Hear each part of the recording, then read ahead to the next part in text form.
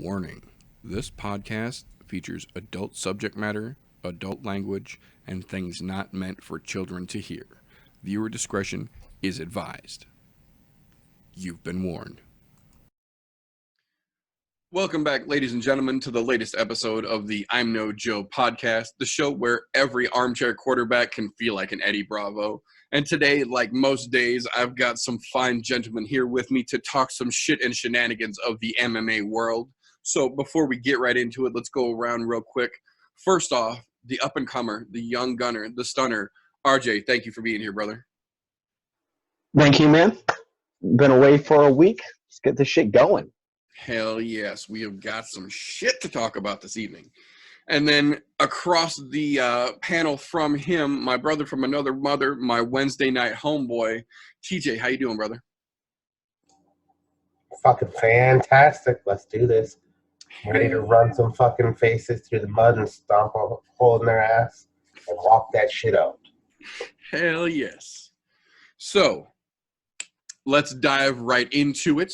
The first thing we are going to get into tonight is the news and recent events segment.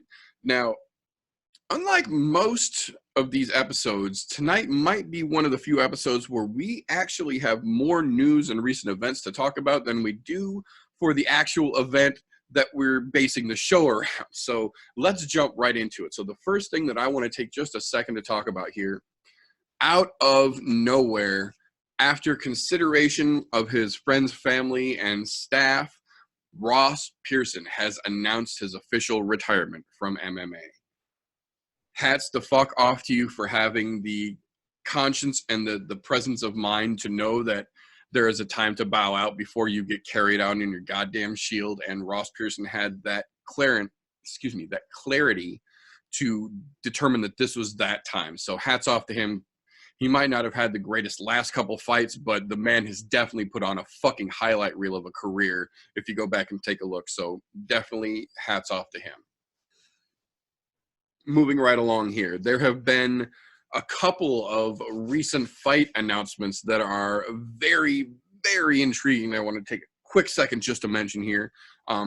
The first one that was just announced the most recently is going to be for UFC 239, and that is going to be Diego Nightmare Sanchez versus Michael Chiesa. That has got a very, very interesting set of potential title along to it. The next one that they have announced confirmed was for UFC 238, and that is going to be Karolina Kowalkiewicz versus Alexa Grasso. That is going to be a very, very exciting ladies event here. The next one that they have announced that I want to take a quick second to mention here is International Fight Week, July 6th, Francis Ngannou versus Junior Dos Santos.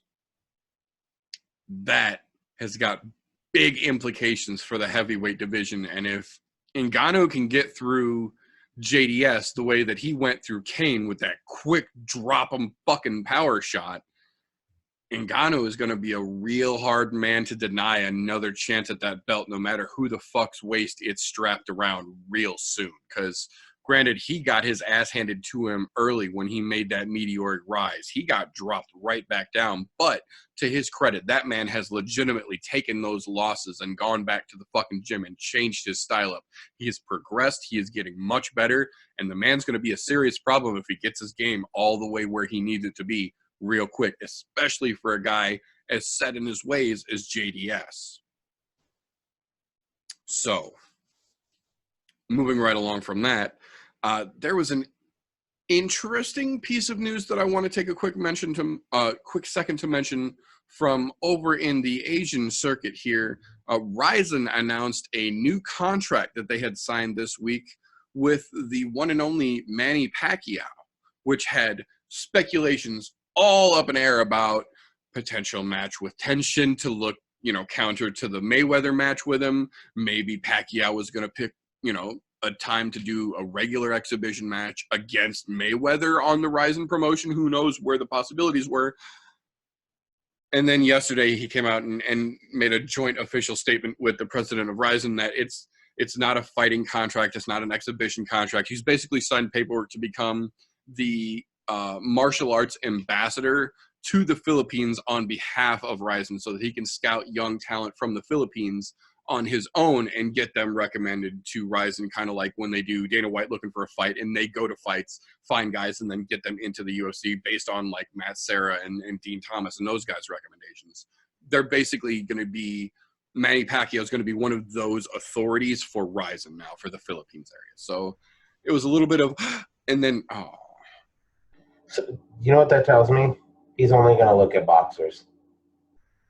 Because he doesn't know MMA. First and foremost, boxers. Yeah.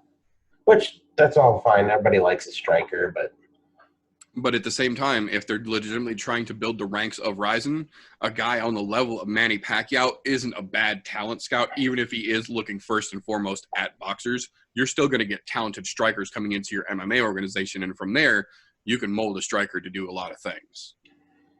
this is true. However, they better have some sort of wrestling or ground base, too, because if they don't, they're fucked. Right, yeah, because that's where you're going to have to go. If you're coming in as a pure striker into MMA, that's definitely going to be your first fucking step to start cross-training.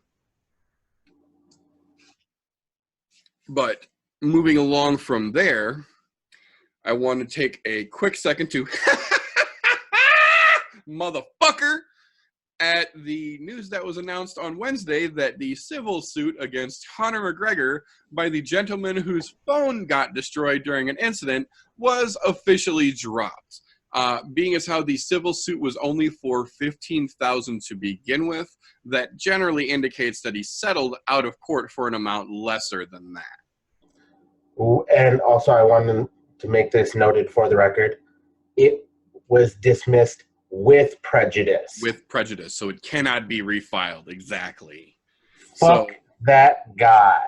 We had that guy. conversation previously. You know who the fuck you are. If you ever run across this video, I hope another phone gets smashed by Conor and you have pictures of your kid on there again that you'll never get back because you sure are a cocksucker.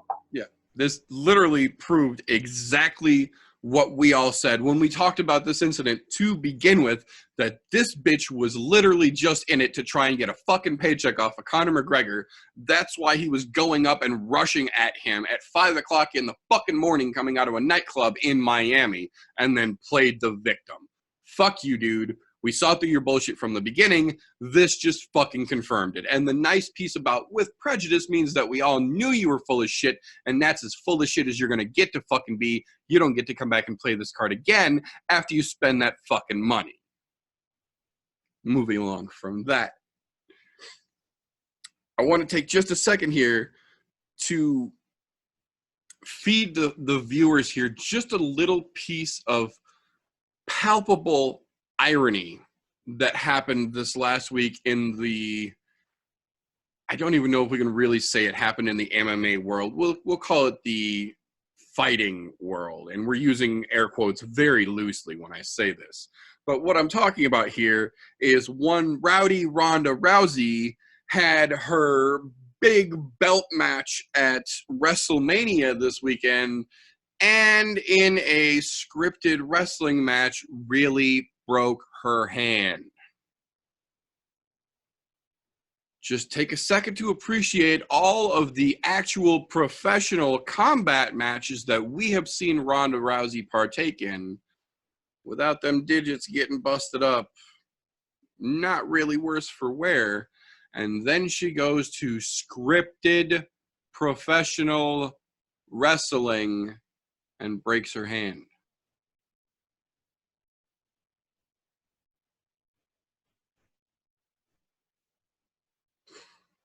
I think what you're looking for is this. I don't have enough hands.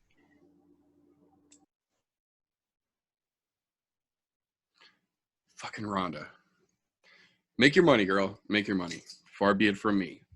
But moving along from that, following up on the trail of the announcement of TJ Dillashaw being suspended for 2 years for USADA anti-doping violations and releasing his belt, they have determined that they now have 2 confirmed positive samples that he has taken responsibility for of EPO-doped sample sets of his fluids. The Henry Cejudo 125 fight has a confirmed sample, and the rematch against Cody Garbrandt now has a sample tested positive. So the discussion now becomes, how many more fights are they going to find dirty samples in now that they know specifically to look for EPO the way that they found it in the first two, and he's admitted to doing this. Also, what happens to the fights that they find these samples confirmed in? Are they all going to be ruled no contest? Because that is really going to fuck that division up at the very top. That runs back potentially everything that's set in motion, Cody getting that belt to begin with, to TJ taking it away from him, plus more. To fuel that fire even further, now we have Cody coming out this week and just being the angry kid with a megaphone, screaming at the top of his lungs about how every single fighter that has ever beat him has either been accused of or now confirmed having used performance-enhancing supplements. And he's trying to say that he wants a personal investigation from USADA against every opponent that has ever beat him, going back as many years as they need to, because he's convinced he's only ever been beaten by dirty fighters. I have to step in here for just a moment, because he did put something out along with that. He did say, I lost those fights because I fought like shit. My fault. He took full responsibility for losing those. Now, you lose to a dirty fighter, yeah, you have all the right in the world to talk shit. Fucking take that motherfucker out behind the barn, stomp a mud hole in his ass, and walk it dry. You have all the right in the world to do that. TJ, you're a fucking cheater. What legacy you did have, forever permanently tarnished. It's kind of like John Jones. I love John Jones, but I've always hated you. Sorry, it's just the way it is. You two are both cheaters. That's how that works. You are a cheater. Doesn't matter what you do, what you say. When you let go of the belt, prior to them stripping you, we all knew you were a fucking cheater. You didn't even try to defend yourself. Anybody who's going to try to defend themselves in this kind of manner would have at least made them strip the belt. You didn't even try. You just, fuck it, I know I'm a cheater. I finally got busted. How long have I been doing this? I don't know. Because for EPOs, they don't test every sample for EPOs. It's only select samples. It just so happened that you got that one random strike, and they decided to go back and check the other ones. That's why you're fucked up now. Now, back to Cody. Cody, don't be a bitch. I liked you coming up. I liked what you did. You kind of had the same kind of fucking flashy Conor McGregor attitude, just in a different way. And I fucking enjoy that. Because you were running through people. And you're right. You did fight like shit and get your ass whipped a couple times. EPO in his bloodstream or not, doesn't matter. You just fought like shit. Because guess what? Didn't TJ just get knocked the fuck out? On EPO? On EPO? Saying you fought like shit. Don't be a bitch and go back and complain about all your losses. Only complain about the ones where there was a legitimate person that was caught doping. If it's alleged, shut the fuck up. TJ, you're a better person than that. I know that. I've seen what you did with the little kid with cancer in your camp and all that, bringing him into the ring when you finally won the title. You're doing fantastic things there. You come from a shitty neighborhood. I get it. Just don't be a bitch. Be a man, dude. TJ, you're a cheating cocksucker. And to be honest, I hope they go back and find more and lengthen your suspension to a lifetime ban. Because, to be honest, you've been doing this forever and just haven't gotten caught. We all fucking know it. Because it's not something they test for in every sample. However, when something like this pops up, you can bet your sweet ass they're going to test for it a lot more samples now. And guess what, TJ? You're going to end up on that lifetime ban list because obviously you can't fucking hack it.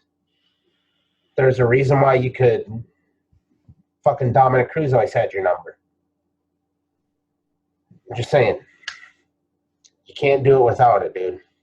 I get it. You want to be the elite athlete. be the elite athlete without the fucking anaerobic fucking helpers. You don't need those.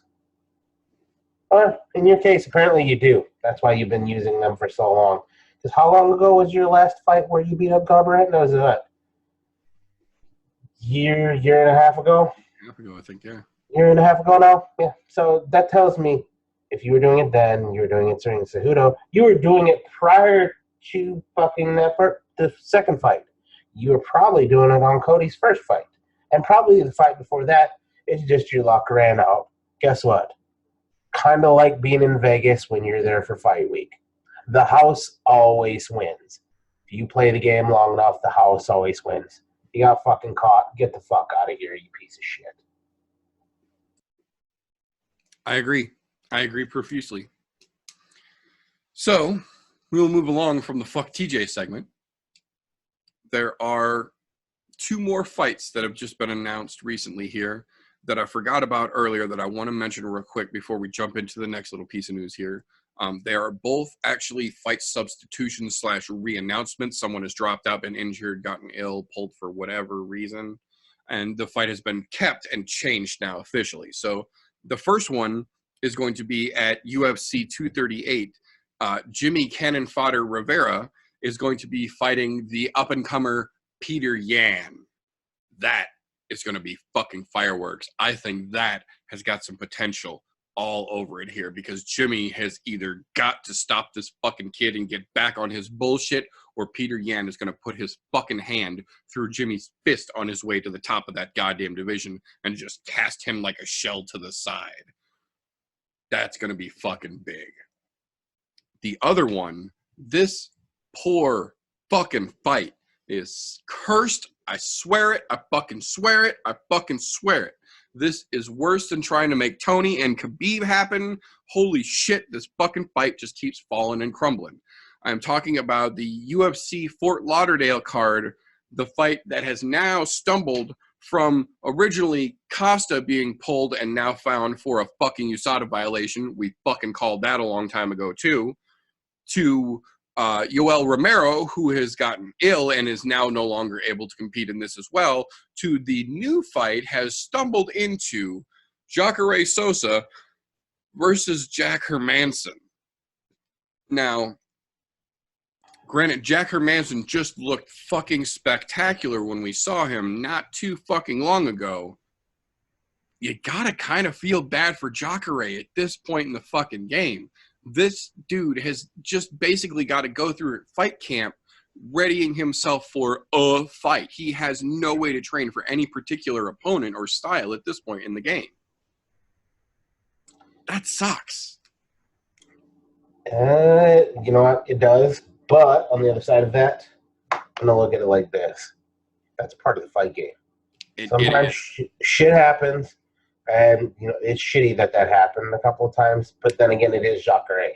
Jacare's been in this business long enough that he probably doesn't need to go into a fight with a specific game plan. I mean, it'll help.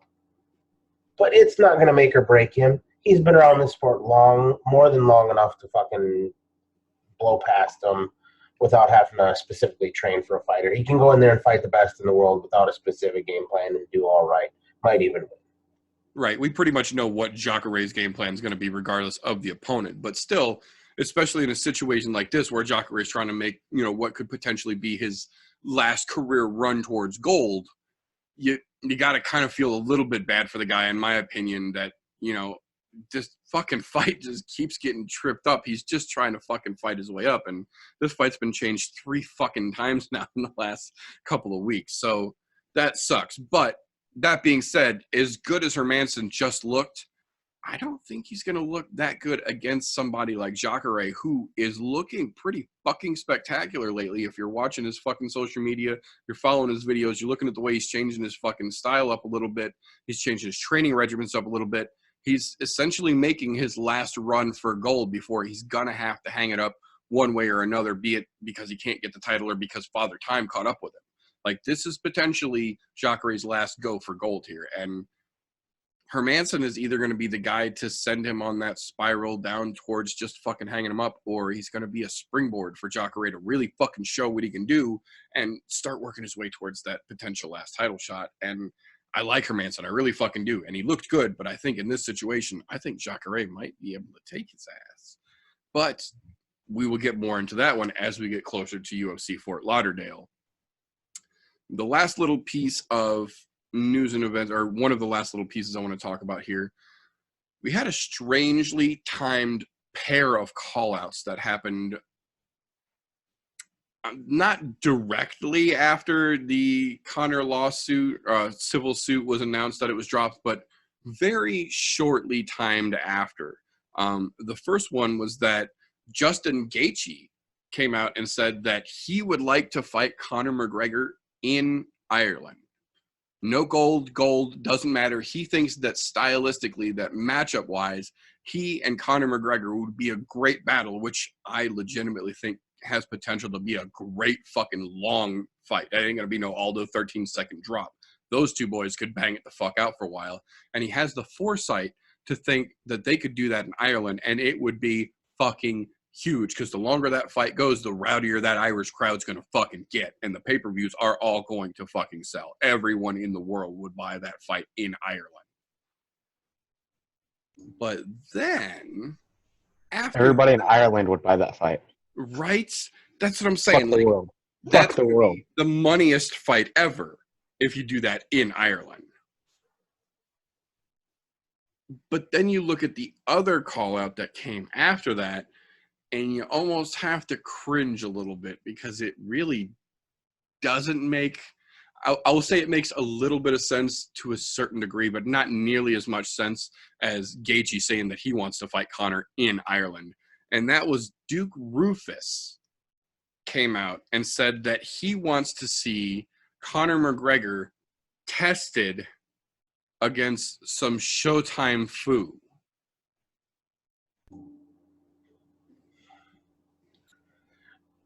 You know what? What? Duke Roufus, shut the fuck up, dude. Look. Don't get me wrong. I have to respect Rufus Sports because they're here in my home state. They do put out some decent fighters. They put out some champions. But when you say shit like that, it makes you look like you don't know what the fuck you're talking about. Right now, Pettis is on his own little tear right now. Let him do his fucking thing. Don't go throwing him into some bullshit. Yeah, you want to get him a money fight. That's a money fight. That's what that is. It's not about being tested. Don't fucking lie. I know you want your guy to get paid. Mm-hmm. You know what? He deserves it. He's a former champ. He should be being paid, and being paid well. Win, lose, or draw. I don't give a shit. I enjoy Anthony. He's always puts on a good show. He puts on a good fight. He goes out on his shield when he does fight. But you don't need to go fucking... Right now, that's a bad call out. Conor is not... Okay, let's look at it this way. Conor's had his last two fights. One boxing match, one MMA fight. Both losses. Conor doesn't... Pettis doesn't need Conor right now, because that's not going to help his career at all. Because that's a guy on a 2-fight losing streak. Yes, he sells seats, but it's not going to help him rank up to that next fucking big title shot that he's after. That's just a really poor call-out. That's just being born retarded, can't fix it. I don't know if Rufus is taking one too many blows to the head in practice, or what the hell. Maybe he's not getting the mitts right and he's moving them the wrong way and people are swinging and hitting him. That just doesn't seem to make any sense. Well, and the thing that really bothers me about it is that, traditionally speaking, when Duke Roufus gets in front of a microphone, he's generally pretty intelligent and he's pretty eloquent about what he says. He generally doesn't pop off at the mouth and talk shit. When he says something, it's generally very thought out, very well refined, and very eloquent about the point he's trying to make. This was not that. And that's the reason I'm thinking maybe he's been hit in the head in practice a couple times. Fucking knocked some shit loose that ain't working right. Go get your head checked, man. I agree. And I agree exactly with the point that you made here, is that Conor is not looking for money fights. While everyone on the fucking world right now is looking to Conor to make themselves a money fight, Conor, on the other side of it, as he unretires, if he unretires, wink, wink, is only going to be interested in a fight that he is confident that he can win, that will set him up with the rematch for Khabib, and B, a fight that is in the top of the division where he's trying to get that rematch back to. Pettis technically isn't really at home in any division right now. He broke his hand against Tony, which dropped him out of the top rankings for 155. He got the luckiest shot in the fucking world against Wonder Boy, which technically, I guess, puts him in the rankings at 170, but not in the top. And Conor's not interested in going to 170 as a belt chaser. He wants his 55 belt back. So with Pettis not being an option to help boost him in the 55 division, there's really not a lot of interest from Conor, at least at this point in time, to even consider a fight with Pettis, in my opinion. It doesn't move the needle enough for what he's trying to do. But on top of that, why the fuck is Duke Rufus using words like Showtime Fu and even talking about potential fucking callouts when your boy just got his goddamn belt taken away? You have bigger fish to fucking fry. Your prize pony just lost his big fucking race. Maybe you need to get back to the track and make sure he can still fucking gallop, because it sure didn't look like it when he was under the fucking lights last time. Moving along from this dumbassery, there's one last little piece of news that I wanted to take a second to talk about here, and I felt that it was important enough to be saved for the last little tie-out of the news segment here. And for anyone who did not watch, last weekend was the Bare Knuckle Fighting Championship 5 event. Holy fucking shit, boys and girls, was there some goddamn glorious combat on that card. Now, to be fair, there was absolutely some fuckery. Their president clearly has his head stuck firmly in his own ass and doesn't understand about how running a promotion works yet. That aside, there were several former UFC fighters on this card with wrists taped up, no fucking gloves, and a lot of aggression to let out in a fucking squared circle. And boy, were the fucking fists flying last weekend at this event. So Chase Sherman came out and put some fucking heat out to represent the UFC boys. Chris Lieben came out like an absolute fucking world breaker with a 26-second devastating knockout. And then the main event, which could not have fucking lived up to the hype of bare knuckle boxing at any fucking weight class anymore. Two former UFC fighters, Jason Hick Diaz Knight versus Artem the Goat Lobov. 5 rounds of fucking mortal combat. These two gentlemen both get a fucking hat raise for demonstrating exactly what it actually fucking means to be a fighter. I'm getting goosebumps just thinking about the highlights from this fucking fight. These two gentlemen went out and laid every fucking ounce of what they had on the line for 5 solid fucking rounds of absolute combat. And at the end, I think Artem said he totaled out with 37 stitches, and I believe Knight lost 4 teeth and ended up with 56 stitches. Go back. Anybody who has access to either one of those two social medias, go look. I'm telling you, them motherfuckers fucked each other up royally. Like, they went to straight war. If they would have let that shit continue, somebody would have ended up dying, because those two were going to go out on their shield no matter what. It was fantastic. That is the true definition of a Warriors right there. Hell yeah. Artem got dropped in the first round by a very good shot from Knight, got back up, and then Artem dropped Knight 4 times throughout the course of the fight and could not keep him down. He kept coming up. Artem was landing beautiful shots, and fucking Knight was countering back on almost every one of them with an equal or damn close shot of his own. And those boys fucking banged it out for 5 fucking hard rounds of real battle. You know, I think my favorite part of the whole part was after it was all said and done. Looking at their social medias. Yep. Not going to Knight specifically on this one. One, he brought up the whole topic of bare knuckle boxing being safer than other combat sports. But the biggest part of that I was so impressed with, he was thanking the fans. He's thanking everybody who put the promotion together. And my favorite thank you of all, right at the end, thank you, Artem. Yep. That was a fucking war. That's the kind of thing I love about a lot of these combat sports, whether it's MMA, bare knuckle boxing, jiu-jitsu, judo, whatever. Any of the ones where you see some sort of thing like that, those guys at the end, they just beat the ever-living breaks off of each other and look like they're the 2 worst enemies in the world after the fight is over because they're so beat up. Fucking hug it out. Good fight. Thanks for the opportunity. It was a blast. I'd do it again with you next Sunday after we're healed. Exactly. It was awesome to see, and I love that. And those two showed nothing but class with that, and it was fantastic.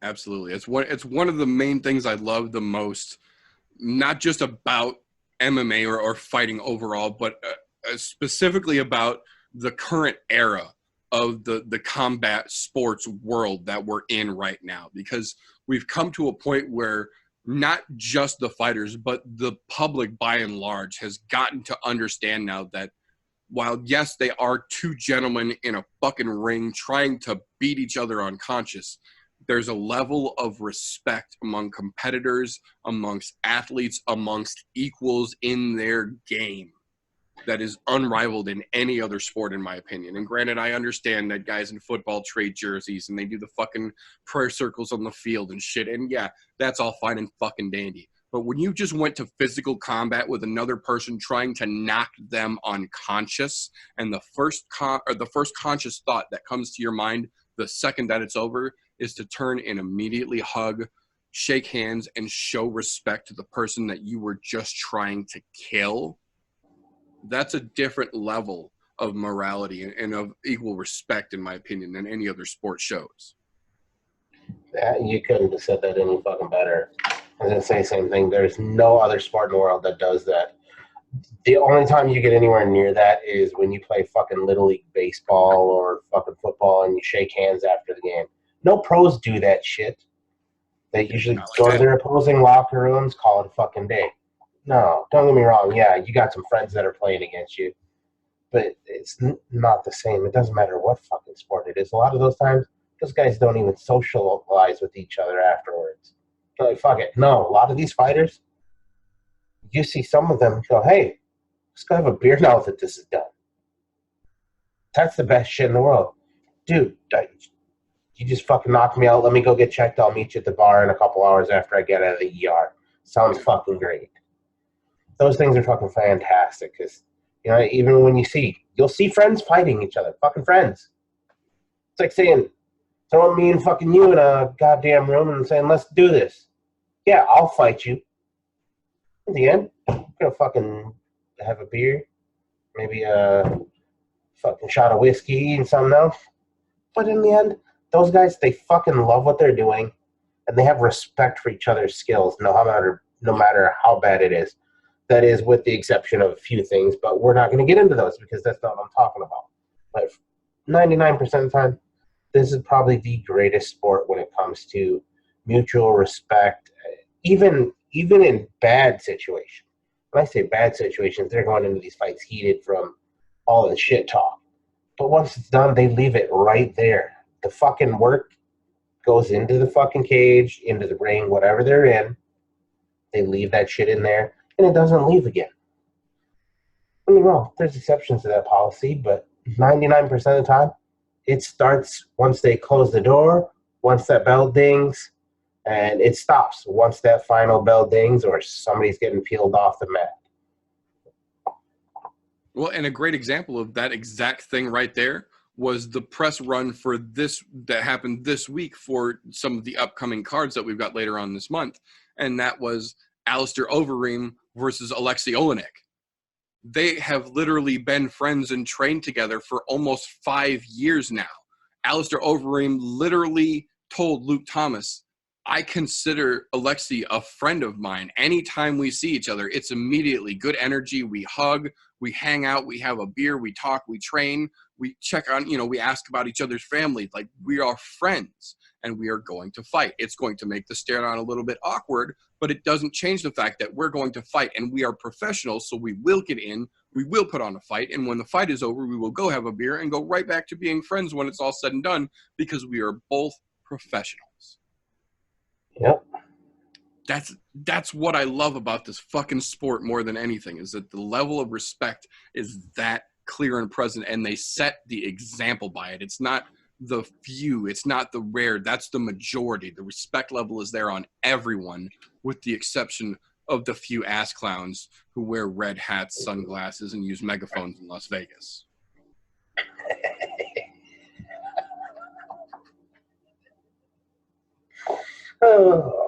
But there's always one now, isn't there? So, what are you going to do? Nailed it. But from there, we will move on to the meat and potatoes, as it were, of this episode here. The reason that we have gathered this fine evening to talk shit and have shenanigans, that is UFC 236, Holloway versus Poirier. Now, this card has a lot of very important matches for a lot of different divisions on it. That being said, there are not, traditionally speaking, a lot of big matchups on this card. We are also not going to be talking about every fight on this card, because just like any card, there is a good amount of filler in this event as well. So we are going to break down a couple from each section of this card here. The first thing I want to do, getting right into it, I want to talk about a couple of fights on the early prelims.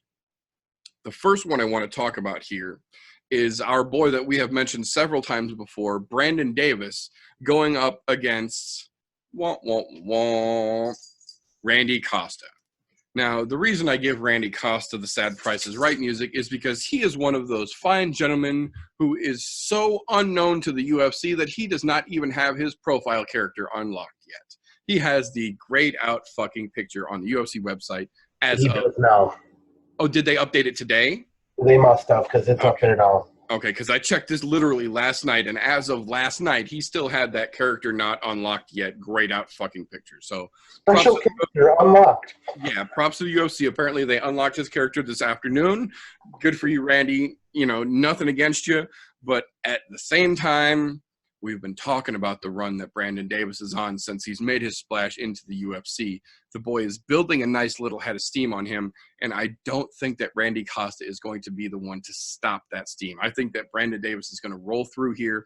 I'm not saying it's going to be an easy fight, but I'm saying I think Brandon Davis takes this one, keeps that roll on going.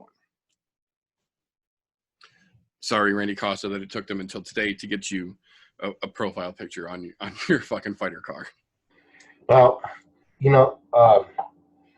I'll say this. Brandon Davis was on a hell of a run. His last fight out was a loss, though.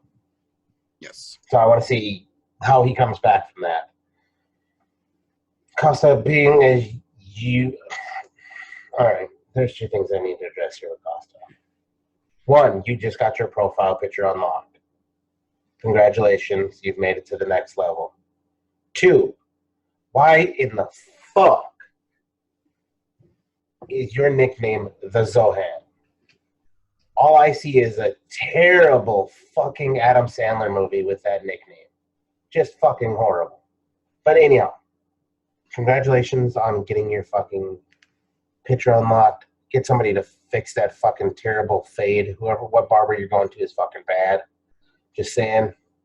Brandon Davis is going to walk away from this, even though he did have a loss on his last one. He'll come back and Randy Costa, sorry. Welcome to unlocking your profile picture and taking a loss. Maybe you can take some of that payroll money and find a better barber. See, the profile picture is level 2 of the game. Level 4 is finding a fucking nickname that is not retarded. So you gotta get level 4 in, kid. You gotta get level 4. Also, considering this is a debut fight for him, Brandon Davis. Yeah, you can't expect somebody to come in on debut fight and face somebody that was making a fucking tear from hell just a couple weeks ago. Can't expect him to win. Especially not with that kind of fucking cut, man. Jesus Christ. I mean, hey, look, maybe Davis can take him on the mat and rub some of the hair off. Grind that even for him. Use that burlap mat. Kind of. If you haven't seen it, please go look, Meter. Please go look. It is bad. I'm gonna have to go look at it real quick. It's fucking terrible. Like, I'm looking at it, I'm going, my barber would be ashamed of your barber, and he will gladly give him lessons for $50 an hour to improve his game if you want to keep that same barber. Hey, so Costa, get in touch with Conor McGregor. Get his barber's name and his number, because his barber is on point.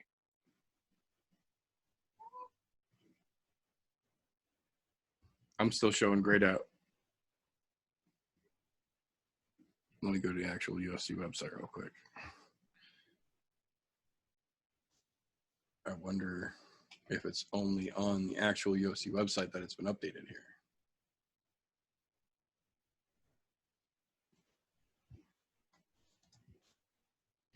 Maybe he's only at level 1.5 because it's only on part of the website and not everywhere else yet. Yeah, not the mobile side of it yet, at least.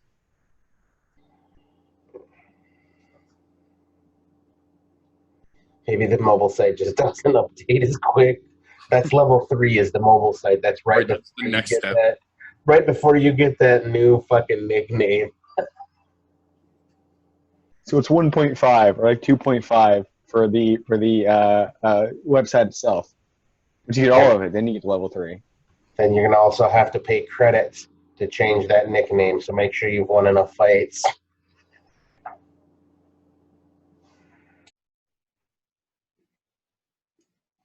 Okay, let's see. Oh shit, he's got a picture on the UFC website. What the fuck did they do to your head, dude? That's a bad cut. That's just bad. There's no reason for that. You're a professional fighter, dude.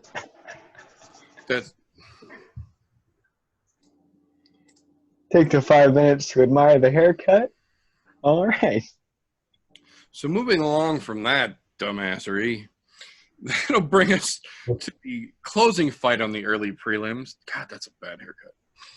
So that'll bring us up to the next one here, and that is going to be Curtis Millender versus Belal Muhammad. Now, Belal Muhammad might be one of the loudest fighters in the UFC right now, but I don't believe he's one of the best. I think Belal Muhammad is a middle of the pack all around athlete. Granted, his wrestling and his grappling is very good. It's very high level. He does not, to me, seem like he is a well-rounded enough fighter to make it into the top of the pack here. That being said, I don't think he's terrible. He is legitimately a great wrestler, a great grappler, and he does have some striking, and he's got some power in his hands. But I don't feel that he ties it together well enough. I don't feel that he's got a complete enough toolbox to really break into the top of this division here. And looking at his social media, looking at his training, it doesn't look like he's really changing anything enough for me to really see that potential in him.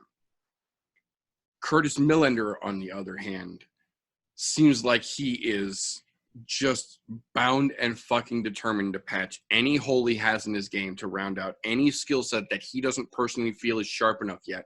And he is driven to make his way to the top, clawing and crawling his way there inch by inch if he fucking has to.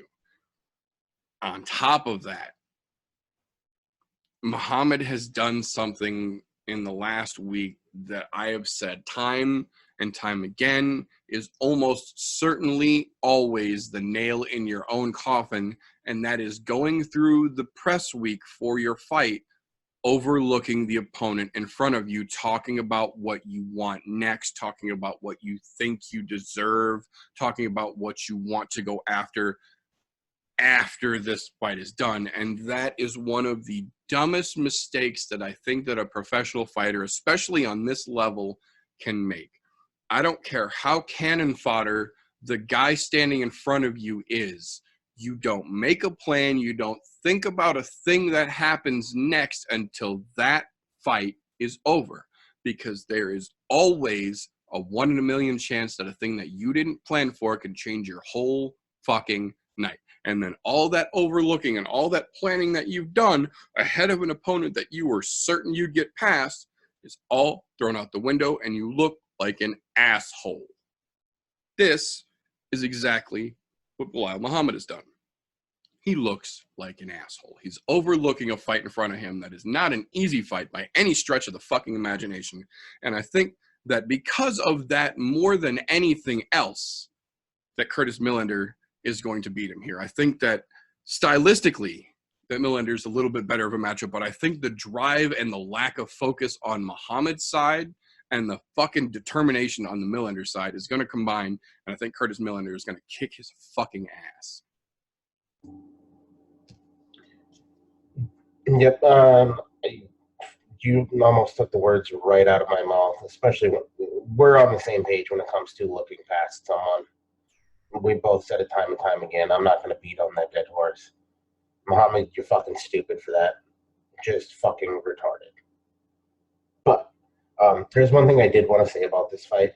I don't think it should be on the early prelims. I thought this should have been on the preliminary portion of the card. This is another case where I think the UFC put a card on the main prelims that should have been on the early prelims, and they put this one in its place instead.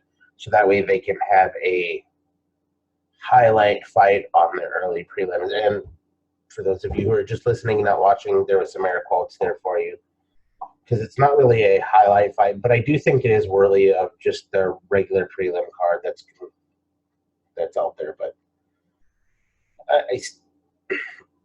I'm going to go right down the same path here. To be honest, I've been following Curtis Millender's career, and I like Curtis Millender. Muhammad, he does have a solid fucking wrestling game, but I don't think he is anywhere near as well-rounded as Millender is when it comes to all-around mixed martial arts. And I think that's going to be the biggest difference, because Millender doesn't have a bad ground game. His wrestling's not to the same level as Muhammad. I know that. But this is one of those cases where you see him in training, and he's constantly fucking going. So there's a case of he's constantly trying to learn something new, improve his game. Is he going to get to the top right away? I don't think so. Would I like to see him get up there? Yeah, because I like the way the guy trains. I like the way he pours himself into it. He doesn't look past the opponent that's in front of him like other people. To be honest, he has a pretty short fight times when it comes to fights. I think his average fight time is only like 11 or 12 minutes or something like that. So it won't go the distance. Curtis Millender is going to end up getting the finish.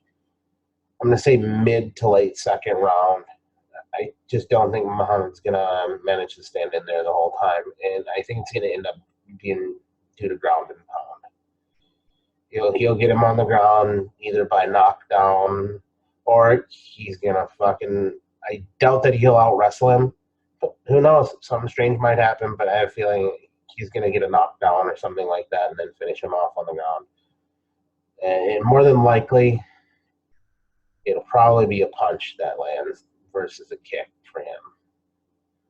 But Muhammad, do yourself a favor, and the fans a favor, because you're not a bad fighter. Stop looking past people. That's a terrible decision, and it does not pay dividends. You have to focus on the fight in front of you, because otherwise all of those plans you have are going to change because you're about to get punched in the fucking face. Guess what? You had a game plan going, and it's going to change. I'm telling you now. So, yeah, Millender, mid to late second round, ground and pound, going to take the victory. Yeah, I'm going to agree with you. I mean, Muhammad, get your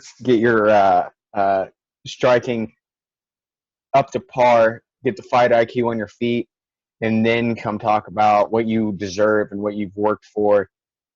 Get that down, and then you can start saying things outside of a press run of a fight. Millender, friggin' good on the ground. He's got great hands. Has a chin to back that up. I mean, no doubt. Unless Muhammad can pull some shit off, because everybody knows that shit can happen sometimes. I see Millender taking it.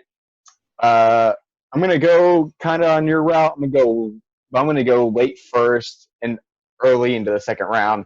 I'm gonna call KO TKO though, because I think Millender knows that he doesn't have great hands, and he's gonna put his chin to the test. That chin's gonna crack. So Millender all day. Nice.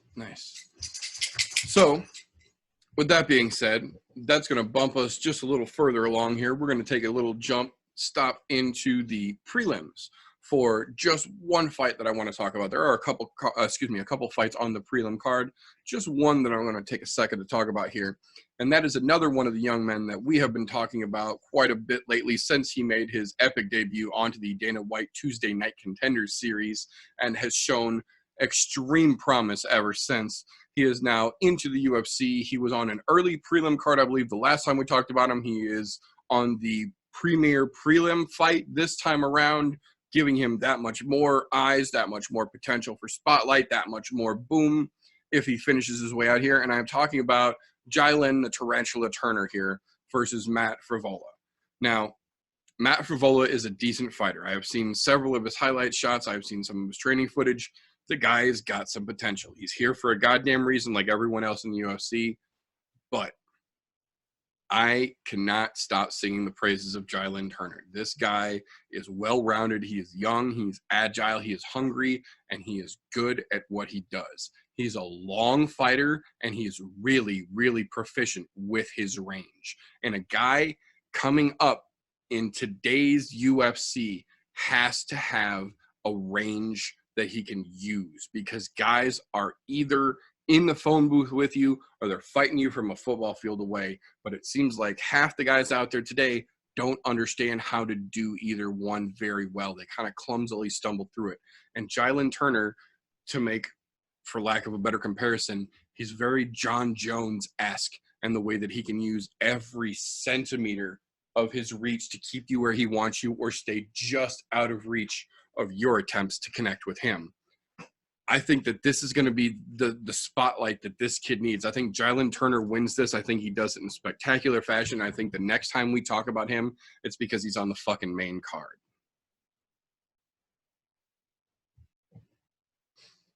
You know, you're pretty spot on with that. However, before I talk about this fight, I do want to mention one other thing on the prelims. What the fuck is Boston Salaman and Khalid Taha doing on this fight, on the prelims? They need to be on the early prelims. I understand why Max Griffin is on there. Mm-hmm. He earned that.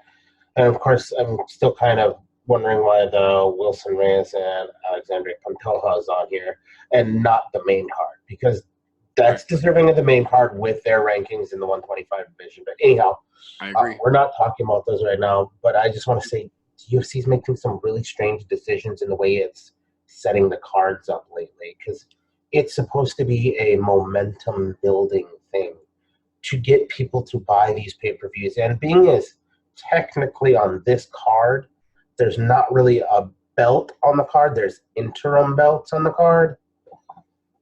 I'm just saying I think they fucked up. But, moving along. Mr. Jalen Turner over there. That motherfucker right there. He's got a reach on him.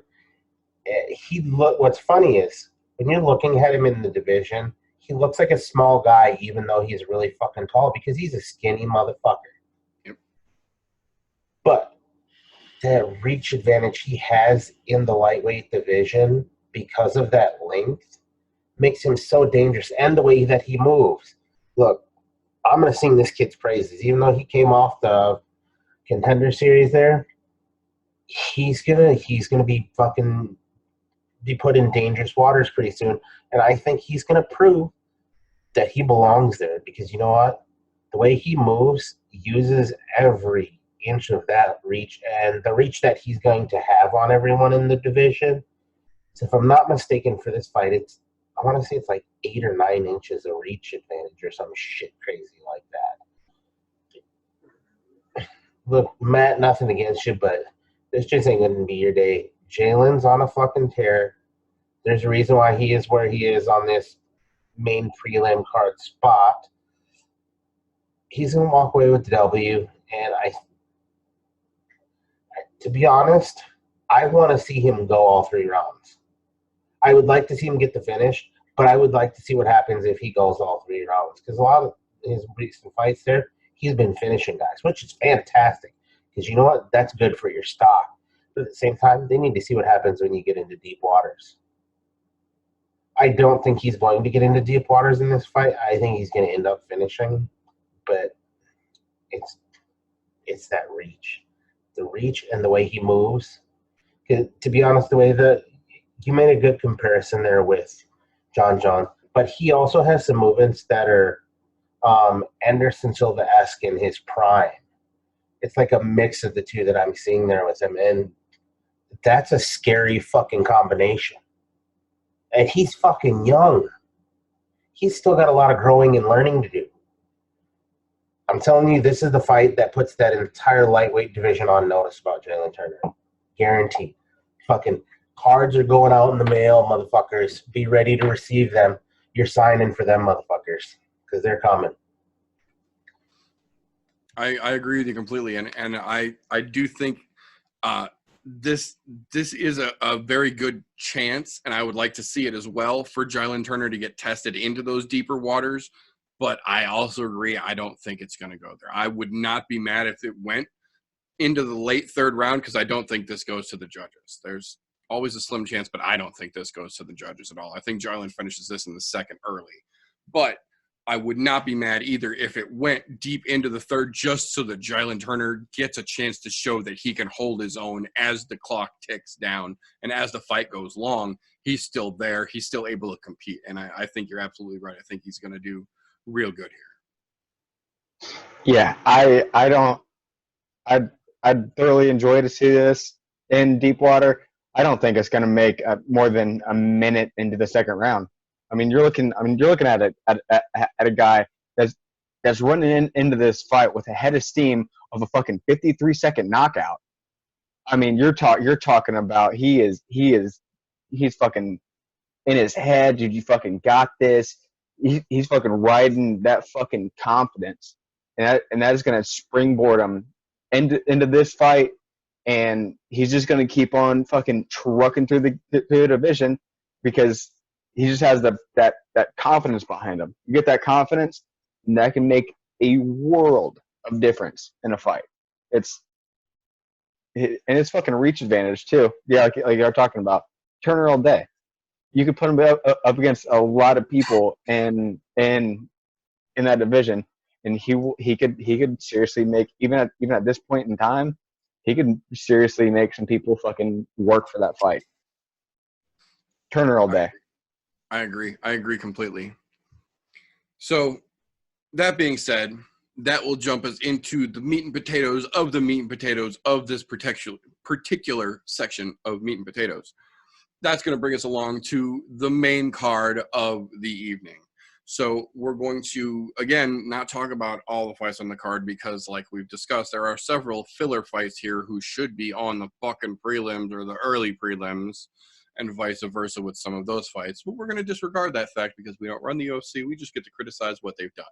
So the first fight that we're going to talk about on the main card this evening is going to be one Nikita Krylov versus OSP. Ooh, boy, get your fucking panties ready because this one's about to be a squirter. This one has got some potential for wet works. Both of these gentlemen have very fast, very heavy hands. They both have great grappling, but Krylov has just been putting people's fucking faces in different arrangements lately. I'm not saying that OSP is a cannon fodder kind of fighter. He's definitely not. But he is also another one of those gentlemen that came in with more hype than he was able to verify with his ability. I definitely will give OSP credit and say he is a solid middle of the pack guy for the division here, but he is nowhere near top of the stack.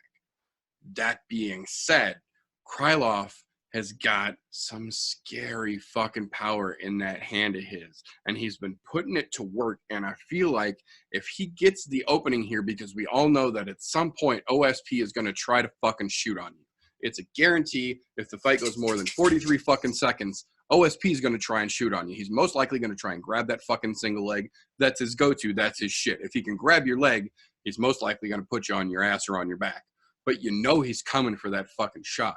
And Krylov has got a real good track record of guys that go low, and he comes with an almost Mortal Kombat style fucking up that he steps through when he throws. And that shit will take your jaw from here and plant it right about here and put you unconscious on the fucking canvas. And I think that's exactly what's going to happen. I think OSP is going to come in, he's going to try and throw that fucking wrestling shot, and Krylov's going to see it a mile away, and he's going to plant that fucking uppercut on him. I don't think this one makes it out of the second round. I think Krylov is going to take this with a shot on an OSP coming in to try and take him down.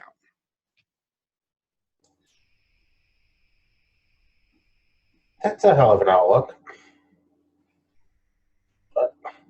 Say that's a hell of an outlook. I don't necessarily agree with it. I know it's a very good possibility because we all know it. OSP, solid wrestler.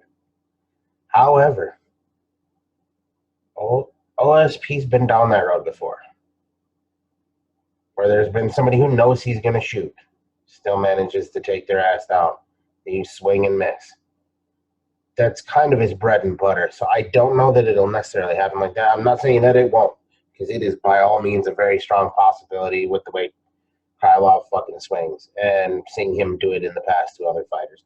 However, I don't think that those other fighters were at the same wrestling level or, for that matter, their fucking fight IQ wasn't at the same level as the OSP. And I'm not saying OSP is top dog when it comes to fight IQ or wrestling or any of that. But I think he's a good step above what Krylov's been used to. And now both of these guys are fucking coming off losses. So I think this is going to be a case of who can get their shit together after the loss quickest. But if it goes to the ground, Krylov's kind of fucked because his wrestling is nowhere near as good as OSP's. OSP, not the best wrestler in the world. He does have a very solid background, though, but I don't see this one being finished inside the first or second. I think this fight's going to go into the middle of the third and possibly to decision. I don't foresee it being finished either way because I think OSP is going to end up getting the takedown. But noticed in his past couple of wins that he has had when it comes to takedowns, he hasn't been managing to finish guys as strongly as he did when he came in. And that's because everybody knows what he's going to do. So they're prepared for that. So I figure this will go late in the third when OSP's tired after 2 rounds of trying to fucking wrestle. And that's when Krylov can make his step in and put him to sleep. Because there are fucking bombs in those fucking hands right there. OSP, I love you, but I don't know why you still have a ranked number on your fucking name tag right now, because you really haven't been... You definitely fell off that hype train that was coming in. However, I put part of that on fucking the UFC and their matchmaking, because the hype train that they put you on right away was, let's put this guy right to the fucking fire, not give you a chance to actually hone your skills some more before you got thrown in there, because you were doing work. I get it. They did what was making money at the time, but it was still a really poor decision on their part, and it's kind of fucked you because now you're trying to play catch up from all these losses that you've had, and it's not a good spot. So I'm going to go ahead and give it to Krylov, but I don't think it is going to be in the first or second. I think it's going to be in the third. If it does make it to the end of the third, though, and Krylov doesn't finish it, I think OSP wins on points because I think he'll out-wrestle him. But other than that, I'll still call Krylov TKO KO finish third round. Unless it goes to the end of the third, then OSP is going to win. I will say that if OSP can get around Krylov's fucking power shot hand and actually manage to get his wrestling going, and if he can, because we all know that he's not the greatest at finishing the fucking drive. He can put you on your ass, but he's not the greatest at finishing the drive and keeping you there or doing a lot of damage when he gets you there. Guys traditionally, even when he takes them down, bounce back up fairly quickly. So I will say, if he's managed to get his wrestling in effect to put Krylov down and then, you know, do it again. When he gets up, take him back down. When he gets up, take him back down. Or when he tries to get up, chain a couple of takedowns together, Matt Hughes style even, and just get that demoralizing wrestling in effect and try to negate some of Krylov's energy for fighting off the takedown. I can definitely see OSP getting an advantage there and maybe taking it to decision, but I don't see a way for OSP to take this fight unless he gets his wrestling in effect and runs it all with a decision and wins on the points he gets for the massive amount of takedowns that he could potentially get if he puts it together. That being said, I still think he's going to try, and I think Krylov's going to put one right on his fucking chin.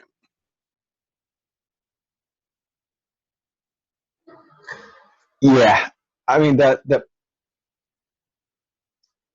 going off what you just said, if he does get his wrestling there and he's aggressive whenever he gets somebody down, dude, you're going to be tired as fuck. You're going to be beat coming in 2 minutes into the fucking second, a minute into the second. You're fucking beat. So he has to play it smart. He has to watch for the bombs, and whenever he sees a chance, but he can't just constantly go in for that same takedown that he's known for, a single leg or a little single leg trip up. You can't do that. You gotta constantly change that shit up because I mean, this guy's gonna know that you're coming in for one of three different styles of takedowns. And he's building something against your fucking takedown.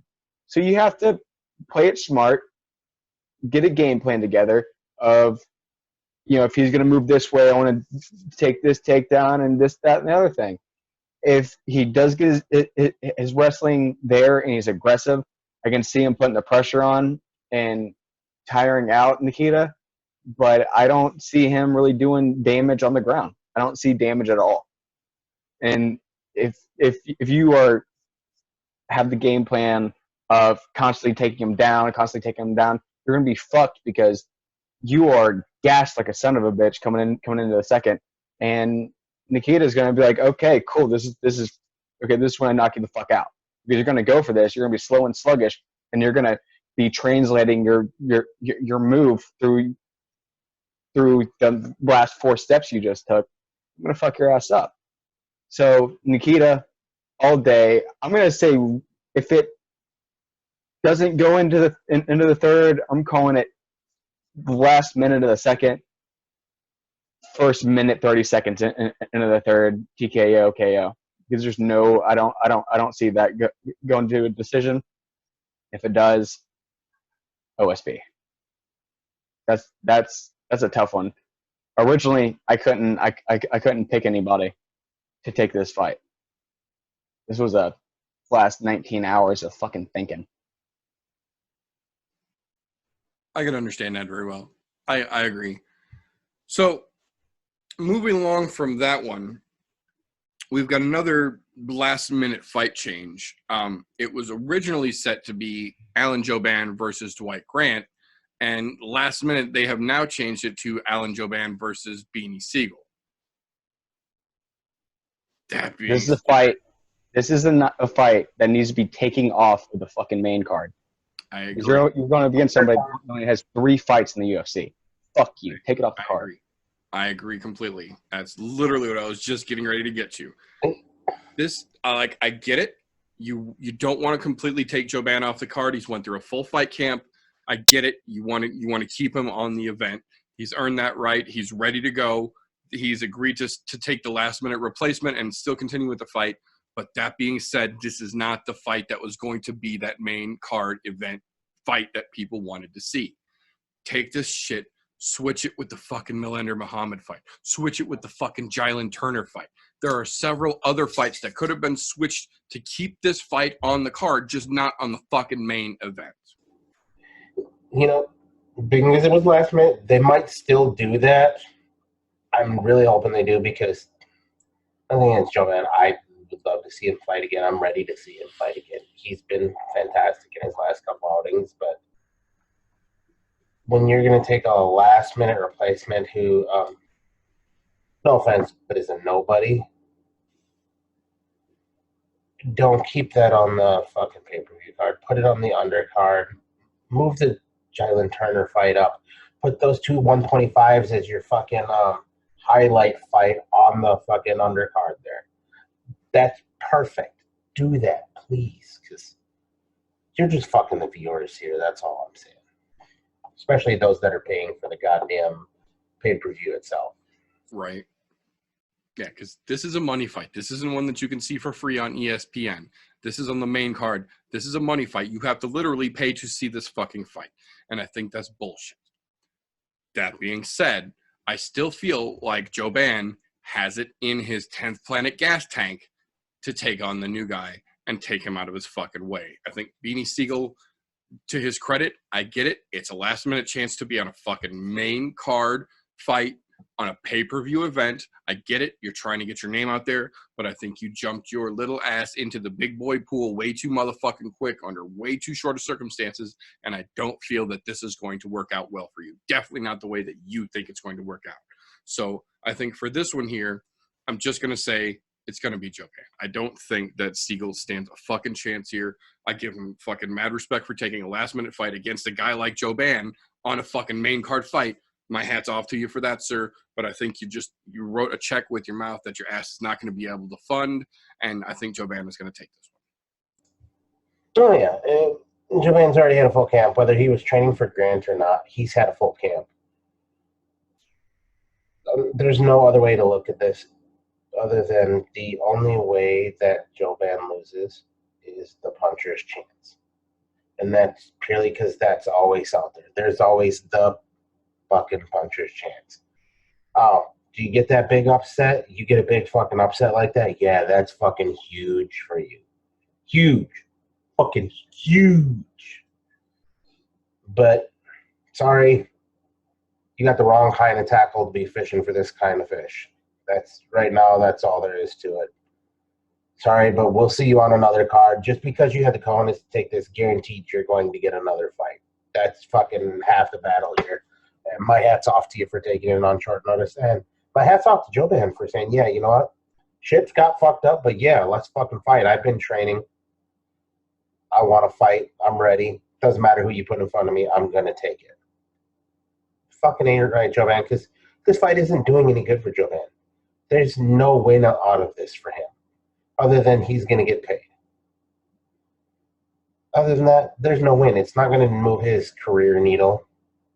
The only way it's going to move his career needle at all is if he loses or he finishes him in the first 30 seconds. Other than that, if you go into round 2 with this guy, it ain't doing shit for your career. But you'll get a paycheck at the end of the day. Congratulations. Jouban all day. I agree. And the more I think about it, the more that I think I understand why Siegel took this fight on short notice, and it's 2 words. Show money. Because a guy who is as unknown as Siegel is going to step up into a main event fight, or not a main event, but a main card fight against a guy like Jouban. I can almost promise you he's going to make more show money now than he would have made for show and win money on the a fucking undercard where he legitimately belongs.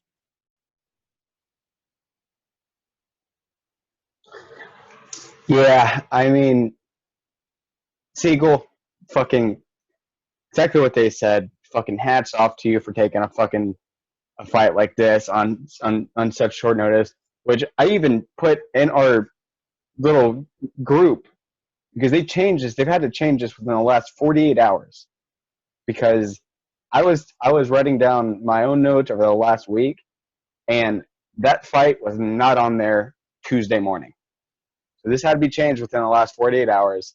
So Siegel, fucking hell yeah, fucking I'll shake your goddamn hand, fucking win, lose or draw on this.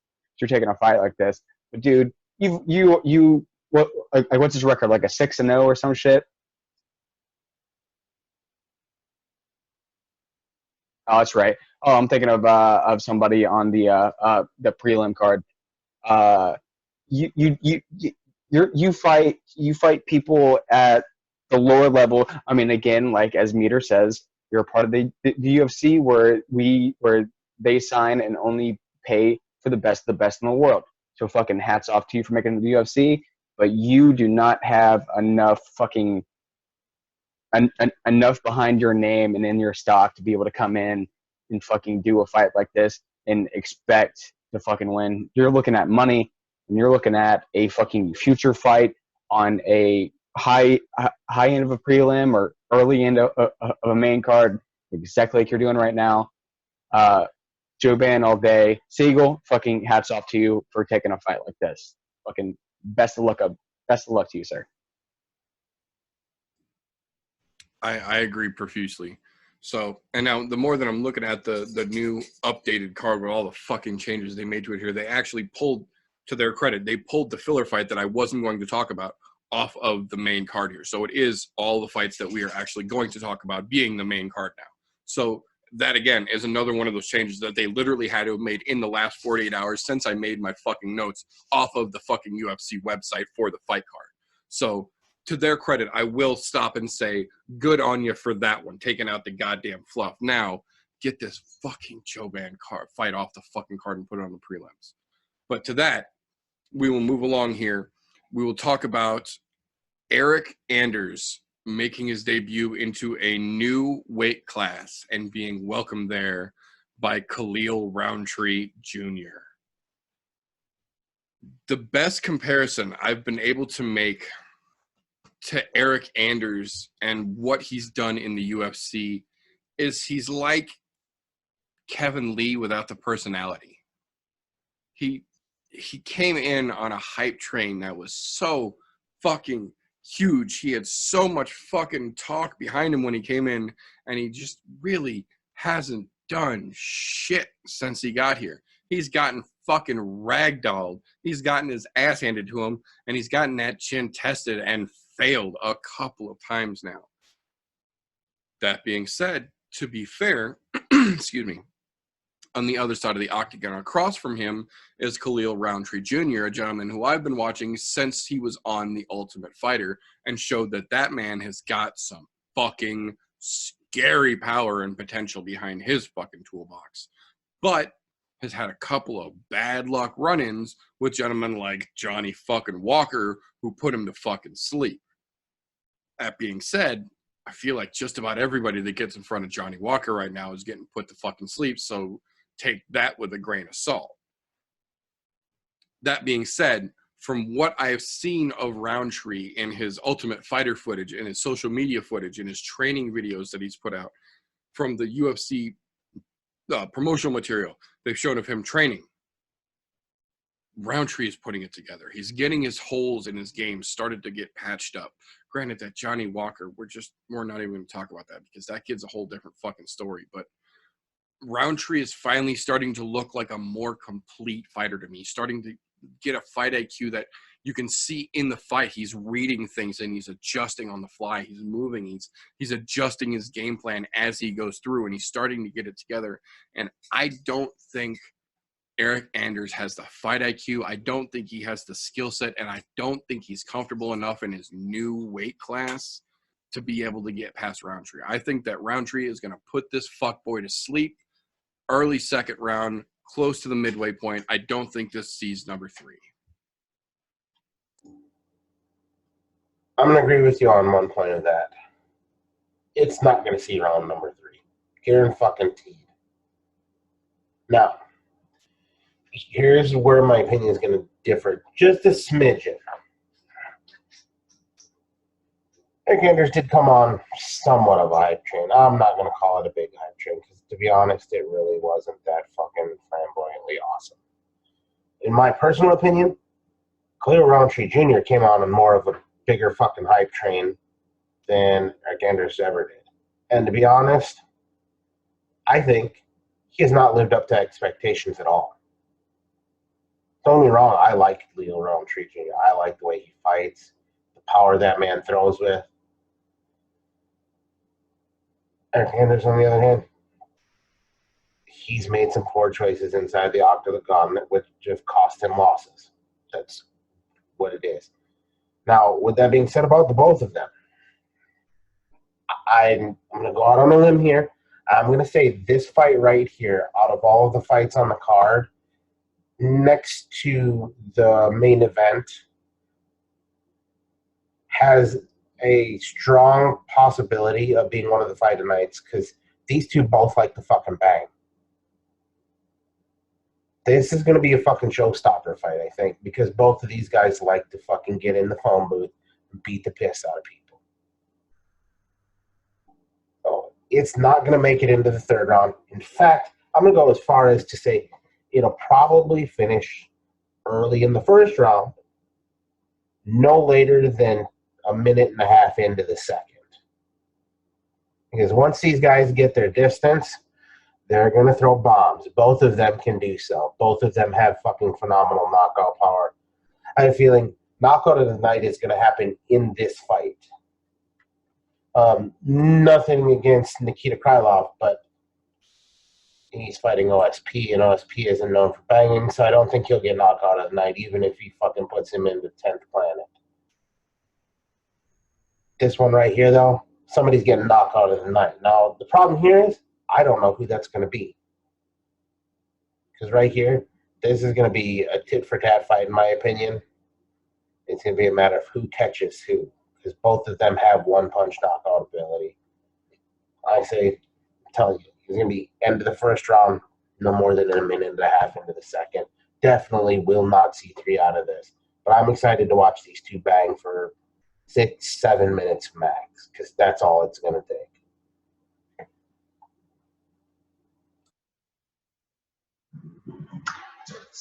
Yeah, I always have one of these fights every fucking month.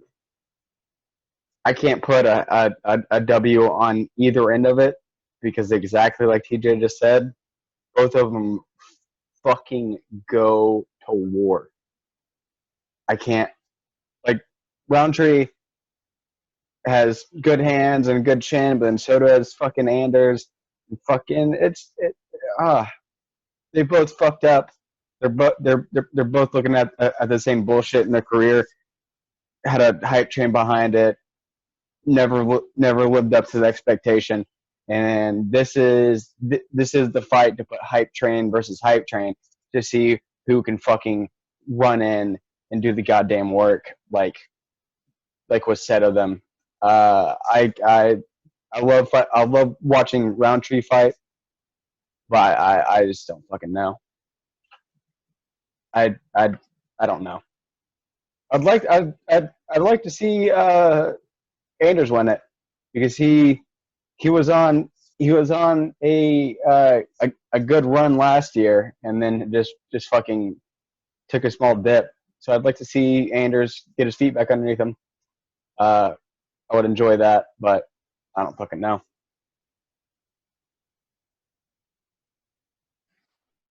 I can definitely understand that as well. It's definitely not an easy fight to call because they both definitely have their potential chances here. But moving along for that, that's going to bring us to the co-main event of the evening. This is the first of 2 interim belts which will be given out on Saturday night. The first one that we're going to be talking about, the co-main event here, is going to be one Kelvin Gastelum versus Israel, the Last Stylebender, Adesanya. Holy shit, is this a hell of a fucking matchup.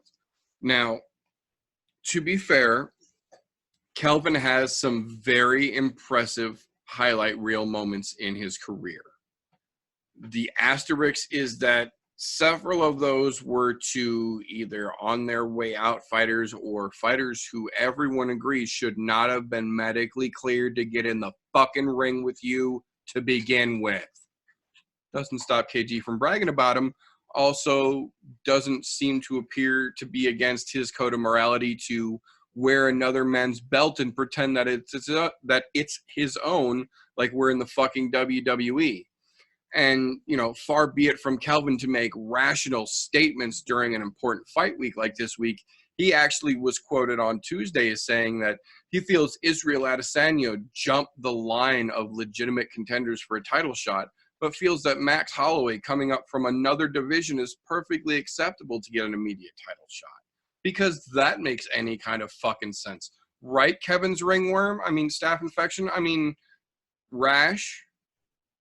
But that aside, the Last Stylebender, the next reincarnation of Anderson Silva, one of the potential greatest strikers in fucking mixed martial arts today, has, despite the bullshit that has constantly been fed to him since Australia, maintained his calm, maintained his composure, kept his cool like a fucking Buddhist monk, and just prepared quietly and efficiently for the fight that stands before him to get himself a chance to get the actual belt before the end of 2019.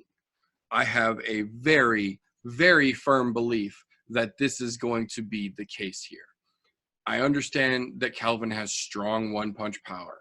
I understand that Kelvin has great wrestling, and he even has 10th Planet Jiu-Jitsu, which is a feather in the cap of any great fighter in mixed martial arts today, in my opinion. But that being said, he is publicly, verbally, and quite obviously looking completely past Israel Adesanya, looking at his fight that he thinks he got robbed of against Robert Whittaker. And as we've said time and fucking time again, you cannot overlook your opponent. I don't care how big, how small your fucking fight is, you cannot overlook your opponent. And in this situation, this fucking idiot is not only overlooking his opponent, he's overlooking the interim title belt and the direct guarantee of a title shot for his own fucking vanity. This bad fade having unearned ego checked motherfucker is running around pretending that he's already the fucking champion, completely overlooking any opposition, Adesanya or anyone else, and pretending that he's already the man at the top of the stack.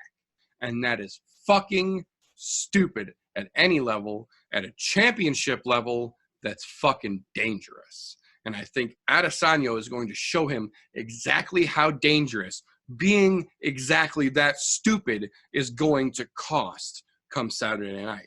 I don't see this fight, just like its predecessor, making it past the second round.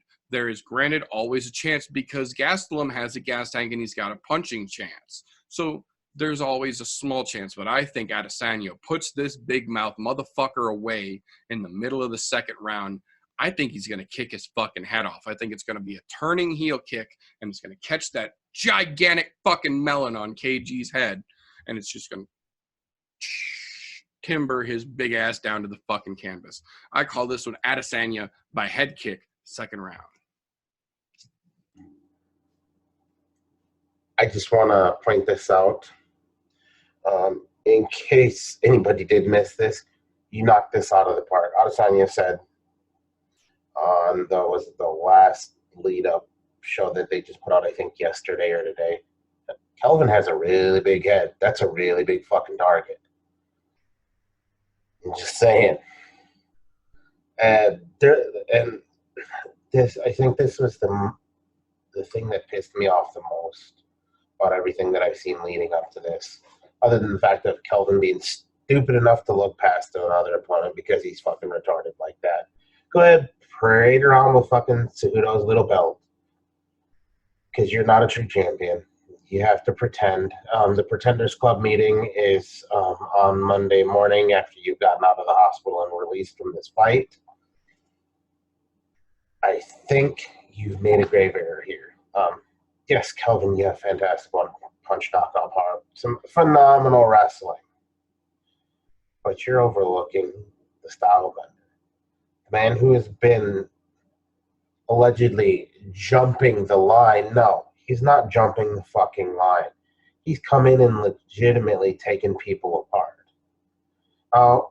There's one other thing Kelvin did say about Israel. He said, he doesn't punch that hard. He said, I would have put Anderson Silva away in their fight. He said, I would have put him away. Yeah, so he has more power. But guess what? Israel is a much better technical striker. He throws different combinations that you're not used to seeing. And to be honest, I would not doubt that head kick coming around and just putting that big old head of yours into outer space. Boy, there's a... that I'm gonna call it, it's a fucking bucket head. You have a fucking bucket head. It is huge, like a 5-gallon pail. It's gonna be easy for him to hit. And you're slow and flat-footed. The only time you're not flat-footed is when you're going for a takedown, and you're still slow with your takedowns. I'm saying, Adesanya knows how to ride the bike. He knows how to pick people apart. He's going to pick you apart piece by piece. And then you're going to go back and you're going to cry on Cejudo's belt. Have to wipe those tears off and hand it back to Cejudo because you'll never be a true champion. In fact, I really wish that Whitaker would not have had the hernia just so that way I could have seen him whip your fucking ass. But that's neither here nor there. Israel fucking deserved this fight. Go in there and whip some ass. I don't think it's going to be done in the second round, though. I think this is going to end up going to the third. Because, I'll give Kelvin credit, Israel does not have the greatest power in his hands. So getting a head kick in there is going to require a little bit of toying, feeling him out. Justin Fire maybe throwing some leg kicks. Some things to get him thinking before that head kick's going to land. So I'm going to say middle of the third round. It is going to be by KO because with a head that fucking big, even I can hit that. And I don't punch. I'm saying that big old block ears, all that shit talking, all that looking past him, saying he's jumping the line, that's fucking bullshit. And one thing I think that pisses me off more is that you put Max Holloway's name into your fucking mouth. Max would outclass you any fucking day of the week. If he could fucking come up to middleweight, he would fucking outclass the piss out of you. That's all I'm saying. There's a reason why you're ranked number 4 currently. Get your shit together, Kelvin. Stop looking past people. I do want to give you a little credit because, you know what, as I was watching some of these lead up the road to fucking this show here, I did see still hanging out with the family a lot, mother, your sister. That's fucking awesome. I'm glad to see that. Keep those guys close because you're going to need them once this fails and you need shoulders to cry on. You're going to have to run back to your mommy because she's really going to love that. She misses her baby boy. And after this, she'll get all the baby boy she can handle because you're about to get your fucking diaper changed right in the middle of that fucking ring, guaranteed. That octagon door is going to shut. You're going to shit yourself. Adesanya's going to go in there, clean that shit up, put a new diaper on you, and make you shit yourself again, and then send you back to mommy for a good cleanup job. Adesanya, third round, middle of the third round. I don't think it'll go to the second, like I said earlier. I think he's going to have to do a little work to get in a head kick in there. But it'll land, so it's a big fucking head. I agree. I see that there could definitely be a potential to take it to the third just because he wants to ride the bike and make him look stupid, which I completely think he's going to do.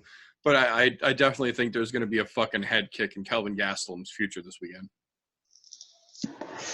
Yeah, fucking TJ took the word right out of my damn mouth. How the fuck are you going to say that he jumped fucking this person, this person, this person when he didn't jump shit up like with an undefeated record with a name like Brock Lesnar did coming into a title shot or a chance for a title shot with only like 5 fucking fights in the UFC. He's been fighting in the UFC for a bit over a year. His year was like January or February of this year. So he's been here long enough. He has a fucking undefeated record of 17-0 and has put away some very, very big names and fucking just pioneers today that you just can't compete with. That you can't compete with and that you won't compete with. Like, just get the fuck out of here. You're talking shit on somebody that was fighting like you 4 years ago. You don't have a chance with a fighter as technical and as smooth as Israel Adesanya.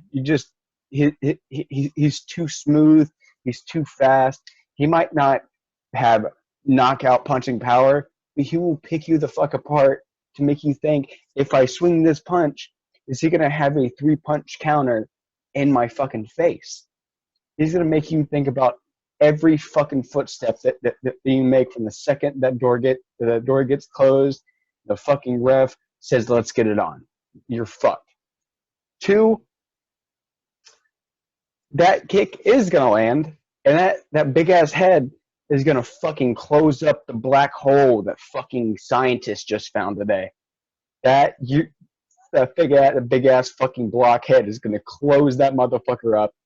Israel Adesanya, fucking late second, into the third. Get the fuck out of here, Kevin. Go home. I agree. And I'm...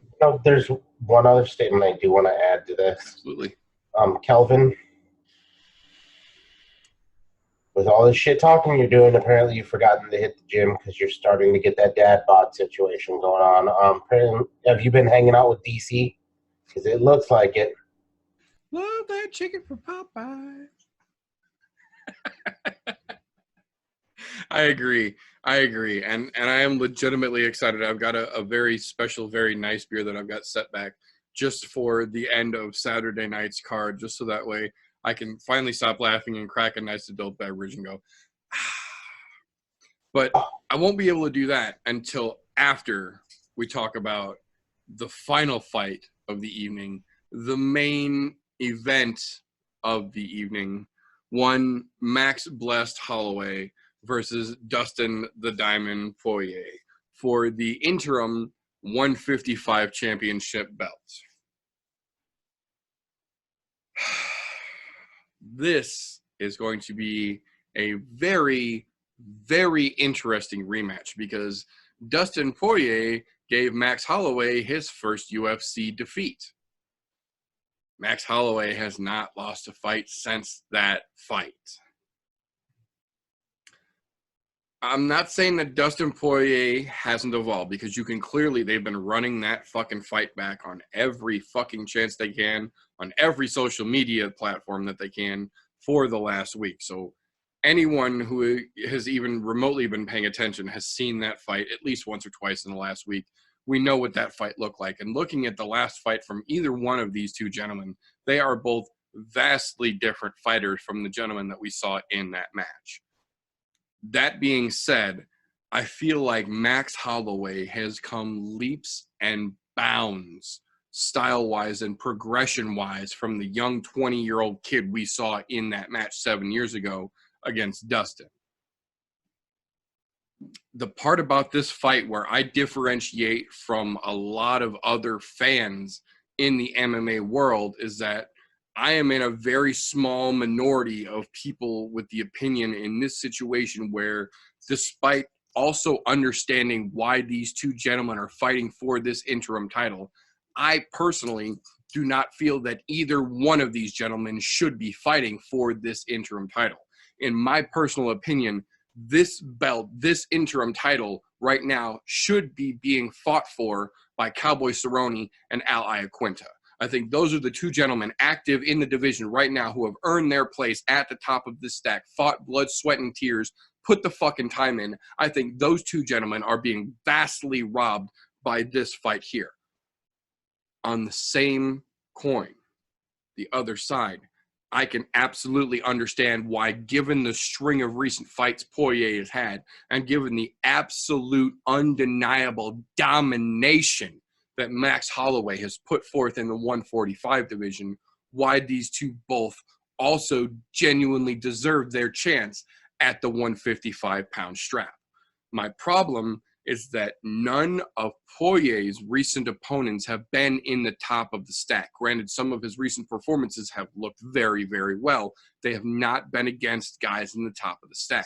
And with Holloway, yes, he absolutely annihilated Ortega, who I, amongst many others, honestly thought was going to dethrone Max. As strange as that seems to be in hindsight, I was on that fucking train 100% unabashedly. I thought we were looking at T-City wearing that 145 strap this year. I was so fucking wrong. It is almost embarrassing to even say it, but I will own my fucking mistakes. I was way off the mark on that fucking call. That being said, this is not 145 and he's not fighting Ortega. Poirier, to his credit, has made 155 his home recently and has become very solid at 155 against the opponents that he's been fighting. While we know Holloway was ready to step up and take this exact same challenge and fight for the 155 belt previously, he took that fight on too short of a notice and wasn't able to make the cut in time effectively and health consciously enough to be able to complete that match. So we know that on short notice, Max can have issues making weight cuts, but at the same time, that was short notice. The reason I mention that is because this is going to be the first time that we have seen Max Holloway at 155 pounds. Now, to give a dog its due, almost every single former 145-pound top contender we have seen move up to 155 has done very well. Jose Aldo came from being the prince of 145 up to a very contendable fighter at 155 and even did really well at 170 for a short stint, but is clearly doing much better at 55 than he did at 45 in his earlier years. We've got Conor McGregor that went from being the champion at 145 to dominating 155, even tangling at 170 a few times himself. We've got, so many fighters. The list goes on and on and on of the gentlemen who were great at 45 and who moved up to 55 and did even better. The problem is that we haven't seen that yet. This is one of those situations where the UFC is taking a gentleman who absolutely has a head of steam behind him that he has absolutely earned, but they are absolutely, in my opinion, jumping the fucking shark here. I am not saying in any stretch of the imagination that Max Holloway will not be able to hold his own at 155 and may not potentially be the champion at 155 at one point. What I'm simply saying is Max has not had to earn his way through the 155-pound stack at all. And I understand with what he's done at 145, that definitely gives you a good argument for that. But at the same time, I feel like by bringing him all the way up from 45 and bringing Poirier in from a middle of the pack position to the status for this interim belt, you're cheating out some of the guys like Cowboy and Al who have been working and grinding to get there. That rant aside, I think this matchup is going to be a very, very different fight than the one that we saw of these two 7 years ago when they were both younger and less mature fighters. I think the fight IQ of both of these gentlemen has grown immensely, and I think that the determination and just the overall will to be the best and to dominate absolutely that is developed in Max Holloway is unrivaled in any fighter that we see active in the UFC today. I think that Poirier absolutely has a genuine good chance to win this based on his skill set, based on his gas tank, based on his determination and his whole, you know, daddy's the champ video from his little girl. He's got the motivation behind him. It's there.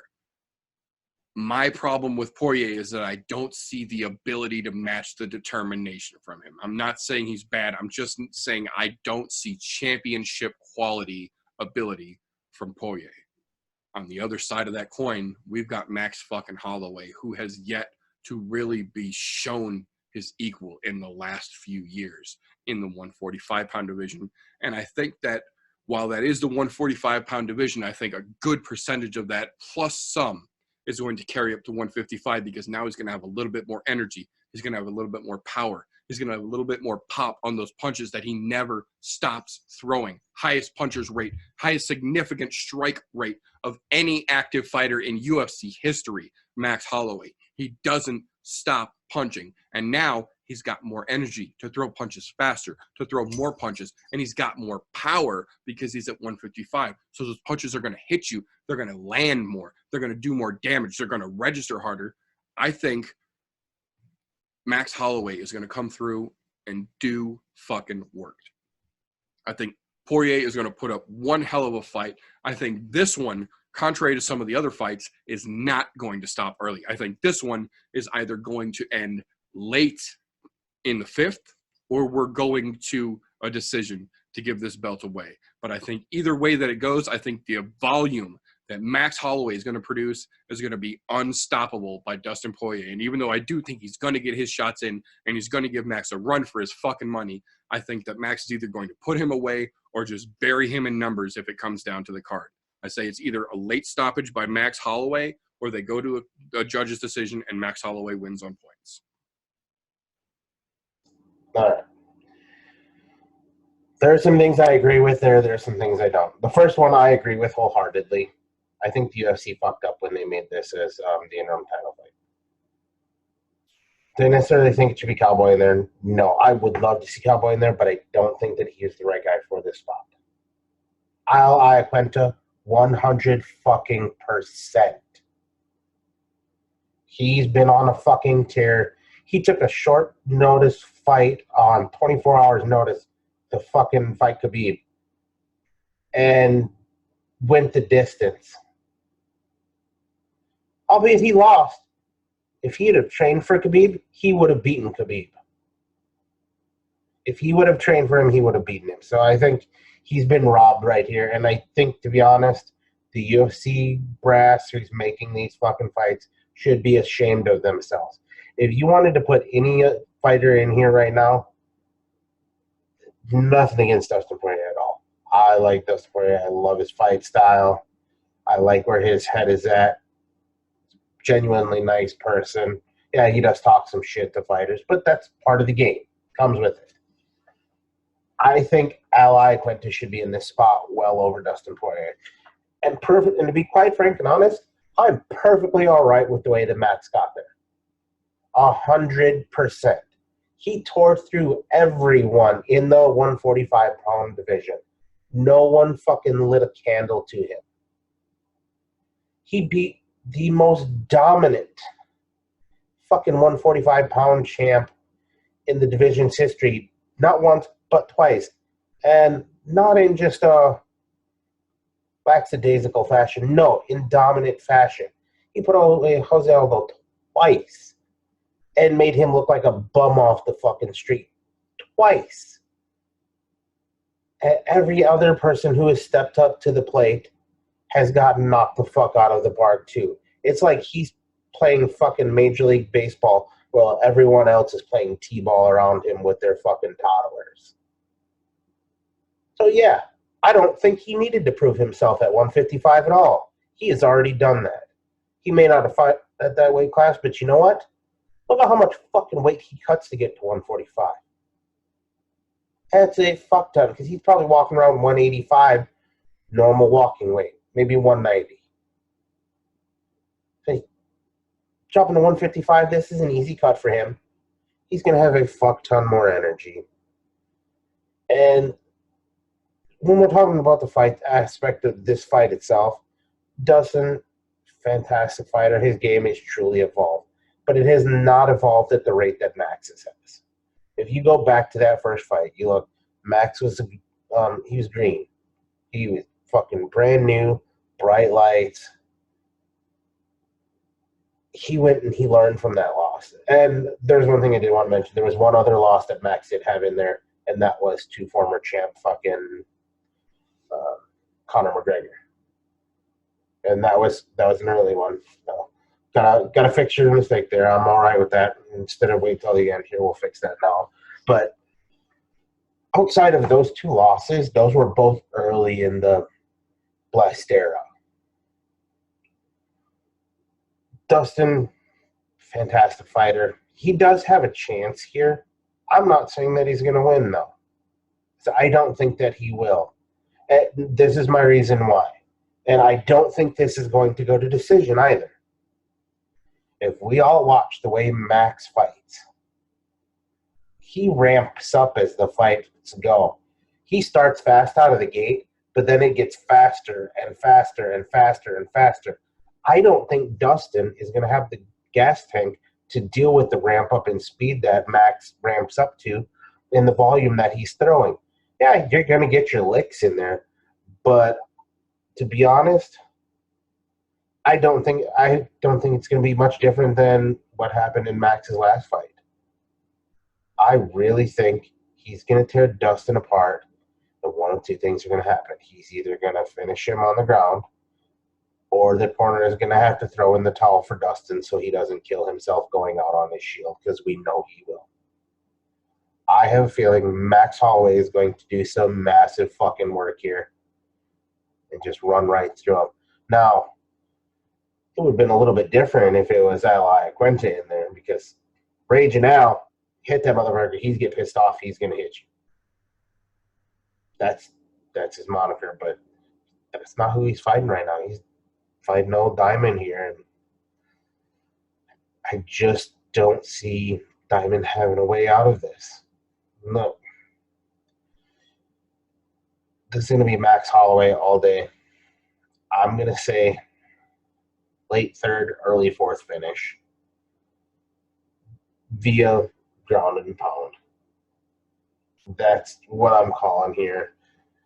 I love Dustin, but this whoever made the match for this, I'm so disappointed because there were so many better names you could put in there. Max, perfectly fine being there. I'm okay with that, 100%. Even though he hasn't fought in 155 before, the way he dominated in 145, who else is there out there for him to face? The only sense that makes is go straight up. And being as your champ, why not do a little champ? I'm just saying.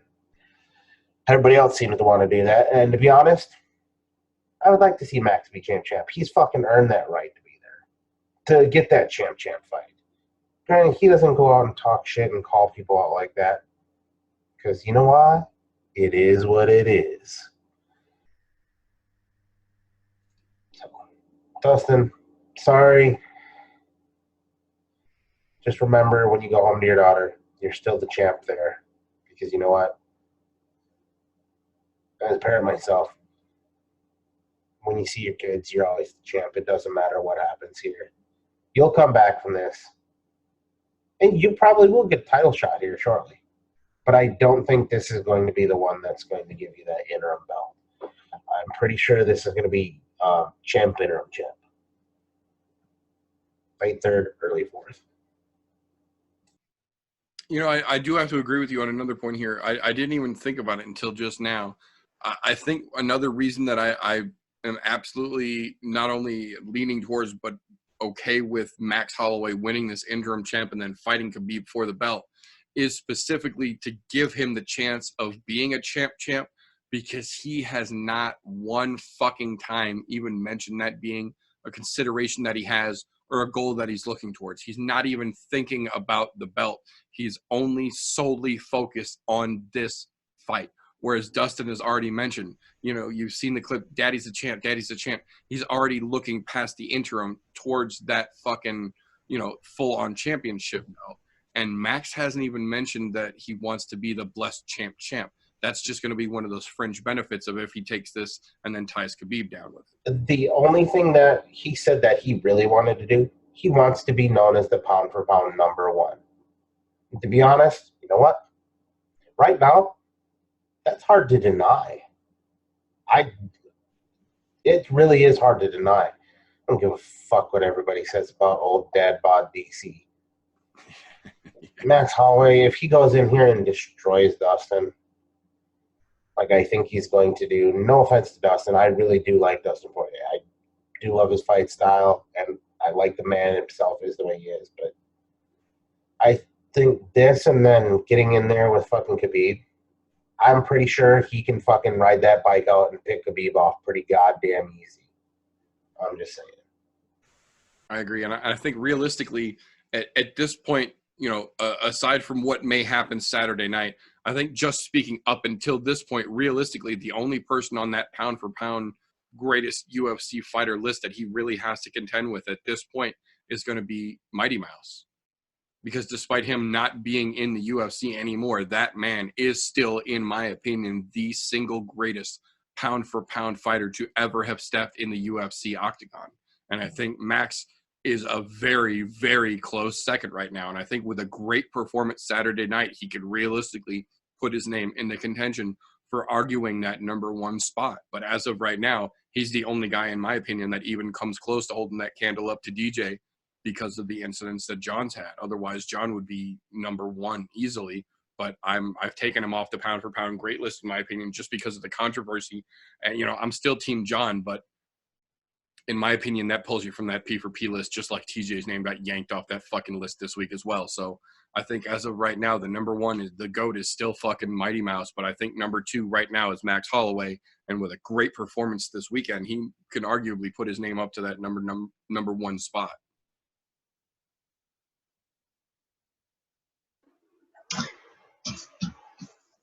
Oh, man. So, listening to y'all talk about how y'all are totally, completely okay with Holloway fighting for this, no fucking way can anybody disagree. You can't disagree with somebody that has taken 2 losses 1 year, and the next 6 years of his fighting life not lose another fight. You can't look past that. And I mean, you can in a way because he hasn't fought in this weight class. But I mean, sooner or later he was going to take this step into becoming another weight class. You just can't deny that. I mean, the guy's a fucking murderer. He's going in a 6-year winning streak. I think it's like 13 or 14 fights, fucking undefeated in a row now. You can't deny him a possibility of fighting for the next belt up. You just can't deny it. Poirier, you're a fucking great fighter,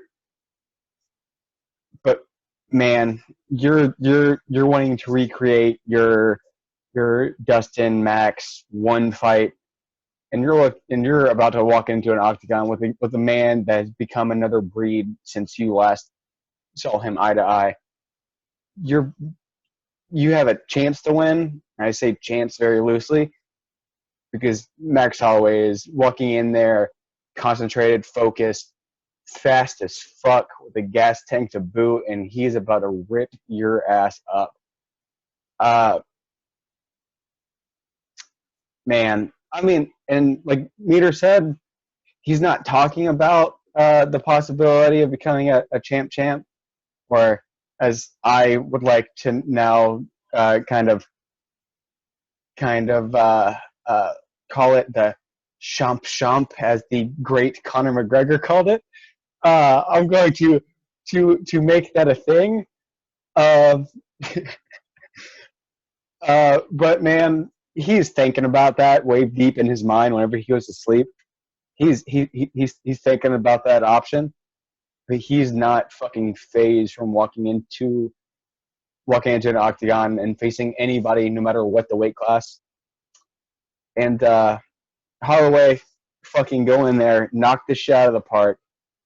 and definitely on his way to become one of the best pound for pound on the way. Not quite there yet, but 100%. You're following the path to become a fucking Hall of Famer, and you're before you pass away from this earth, you have the possibility of becoming a Hall of Famer, no doubt.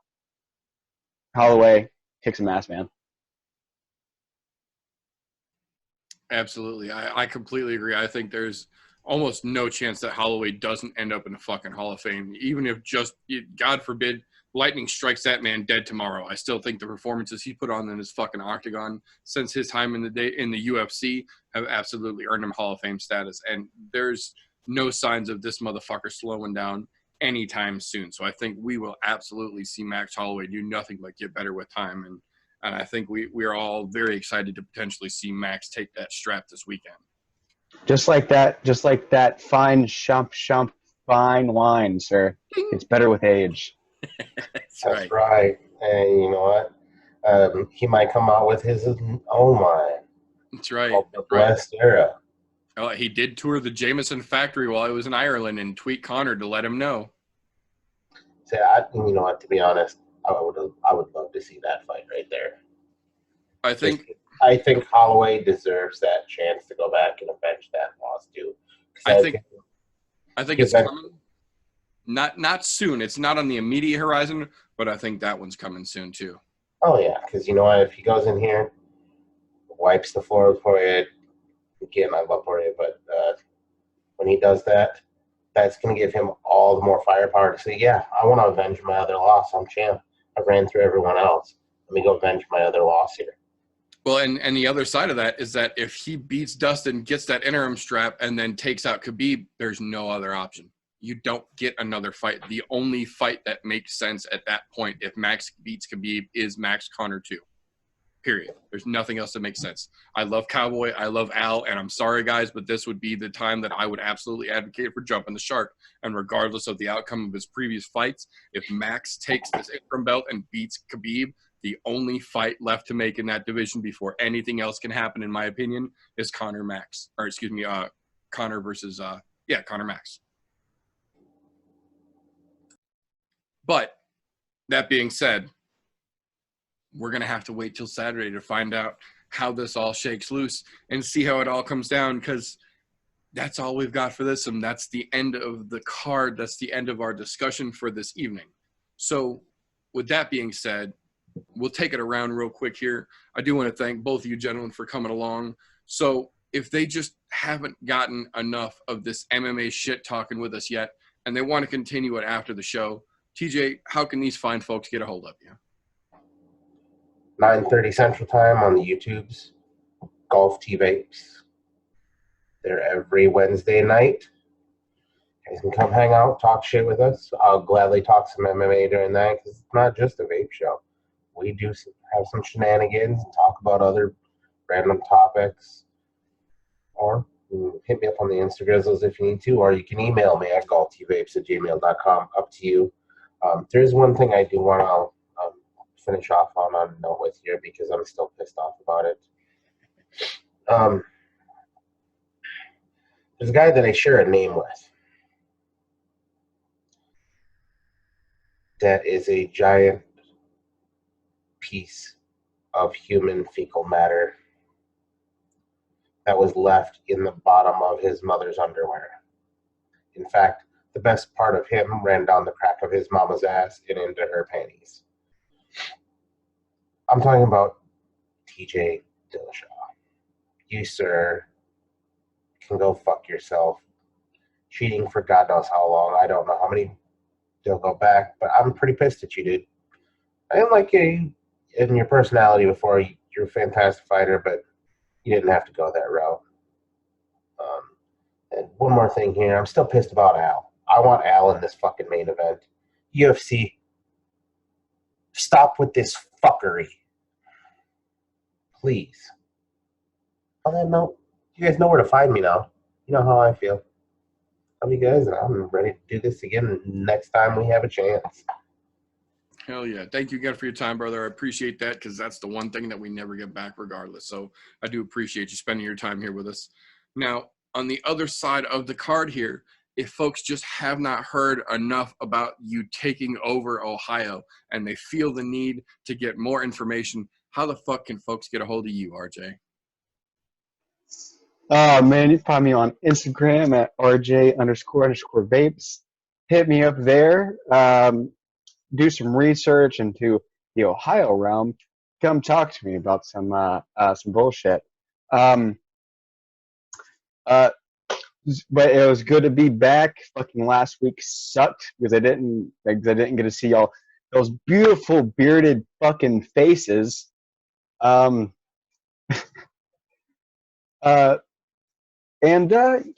just fucking. But it's good to be back on here this week.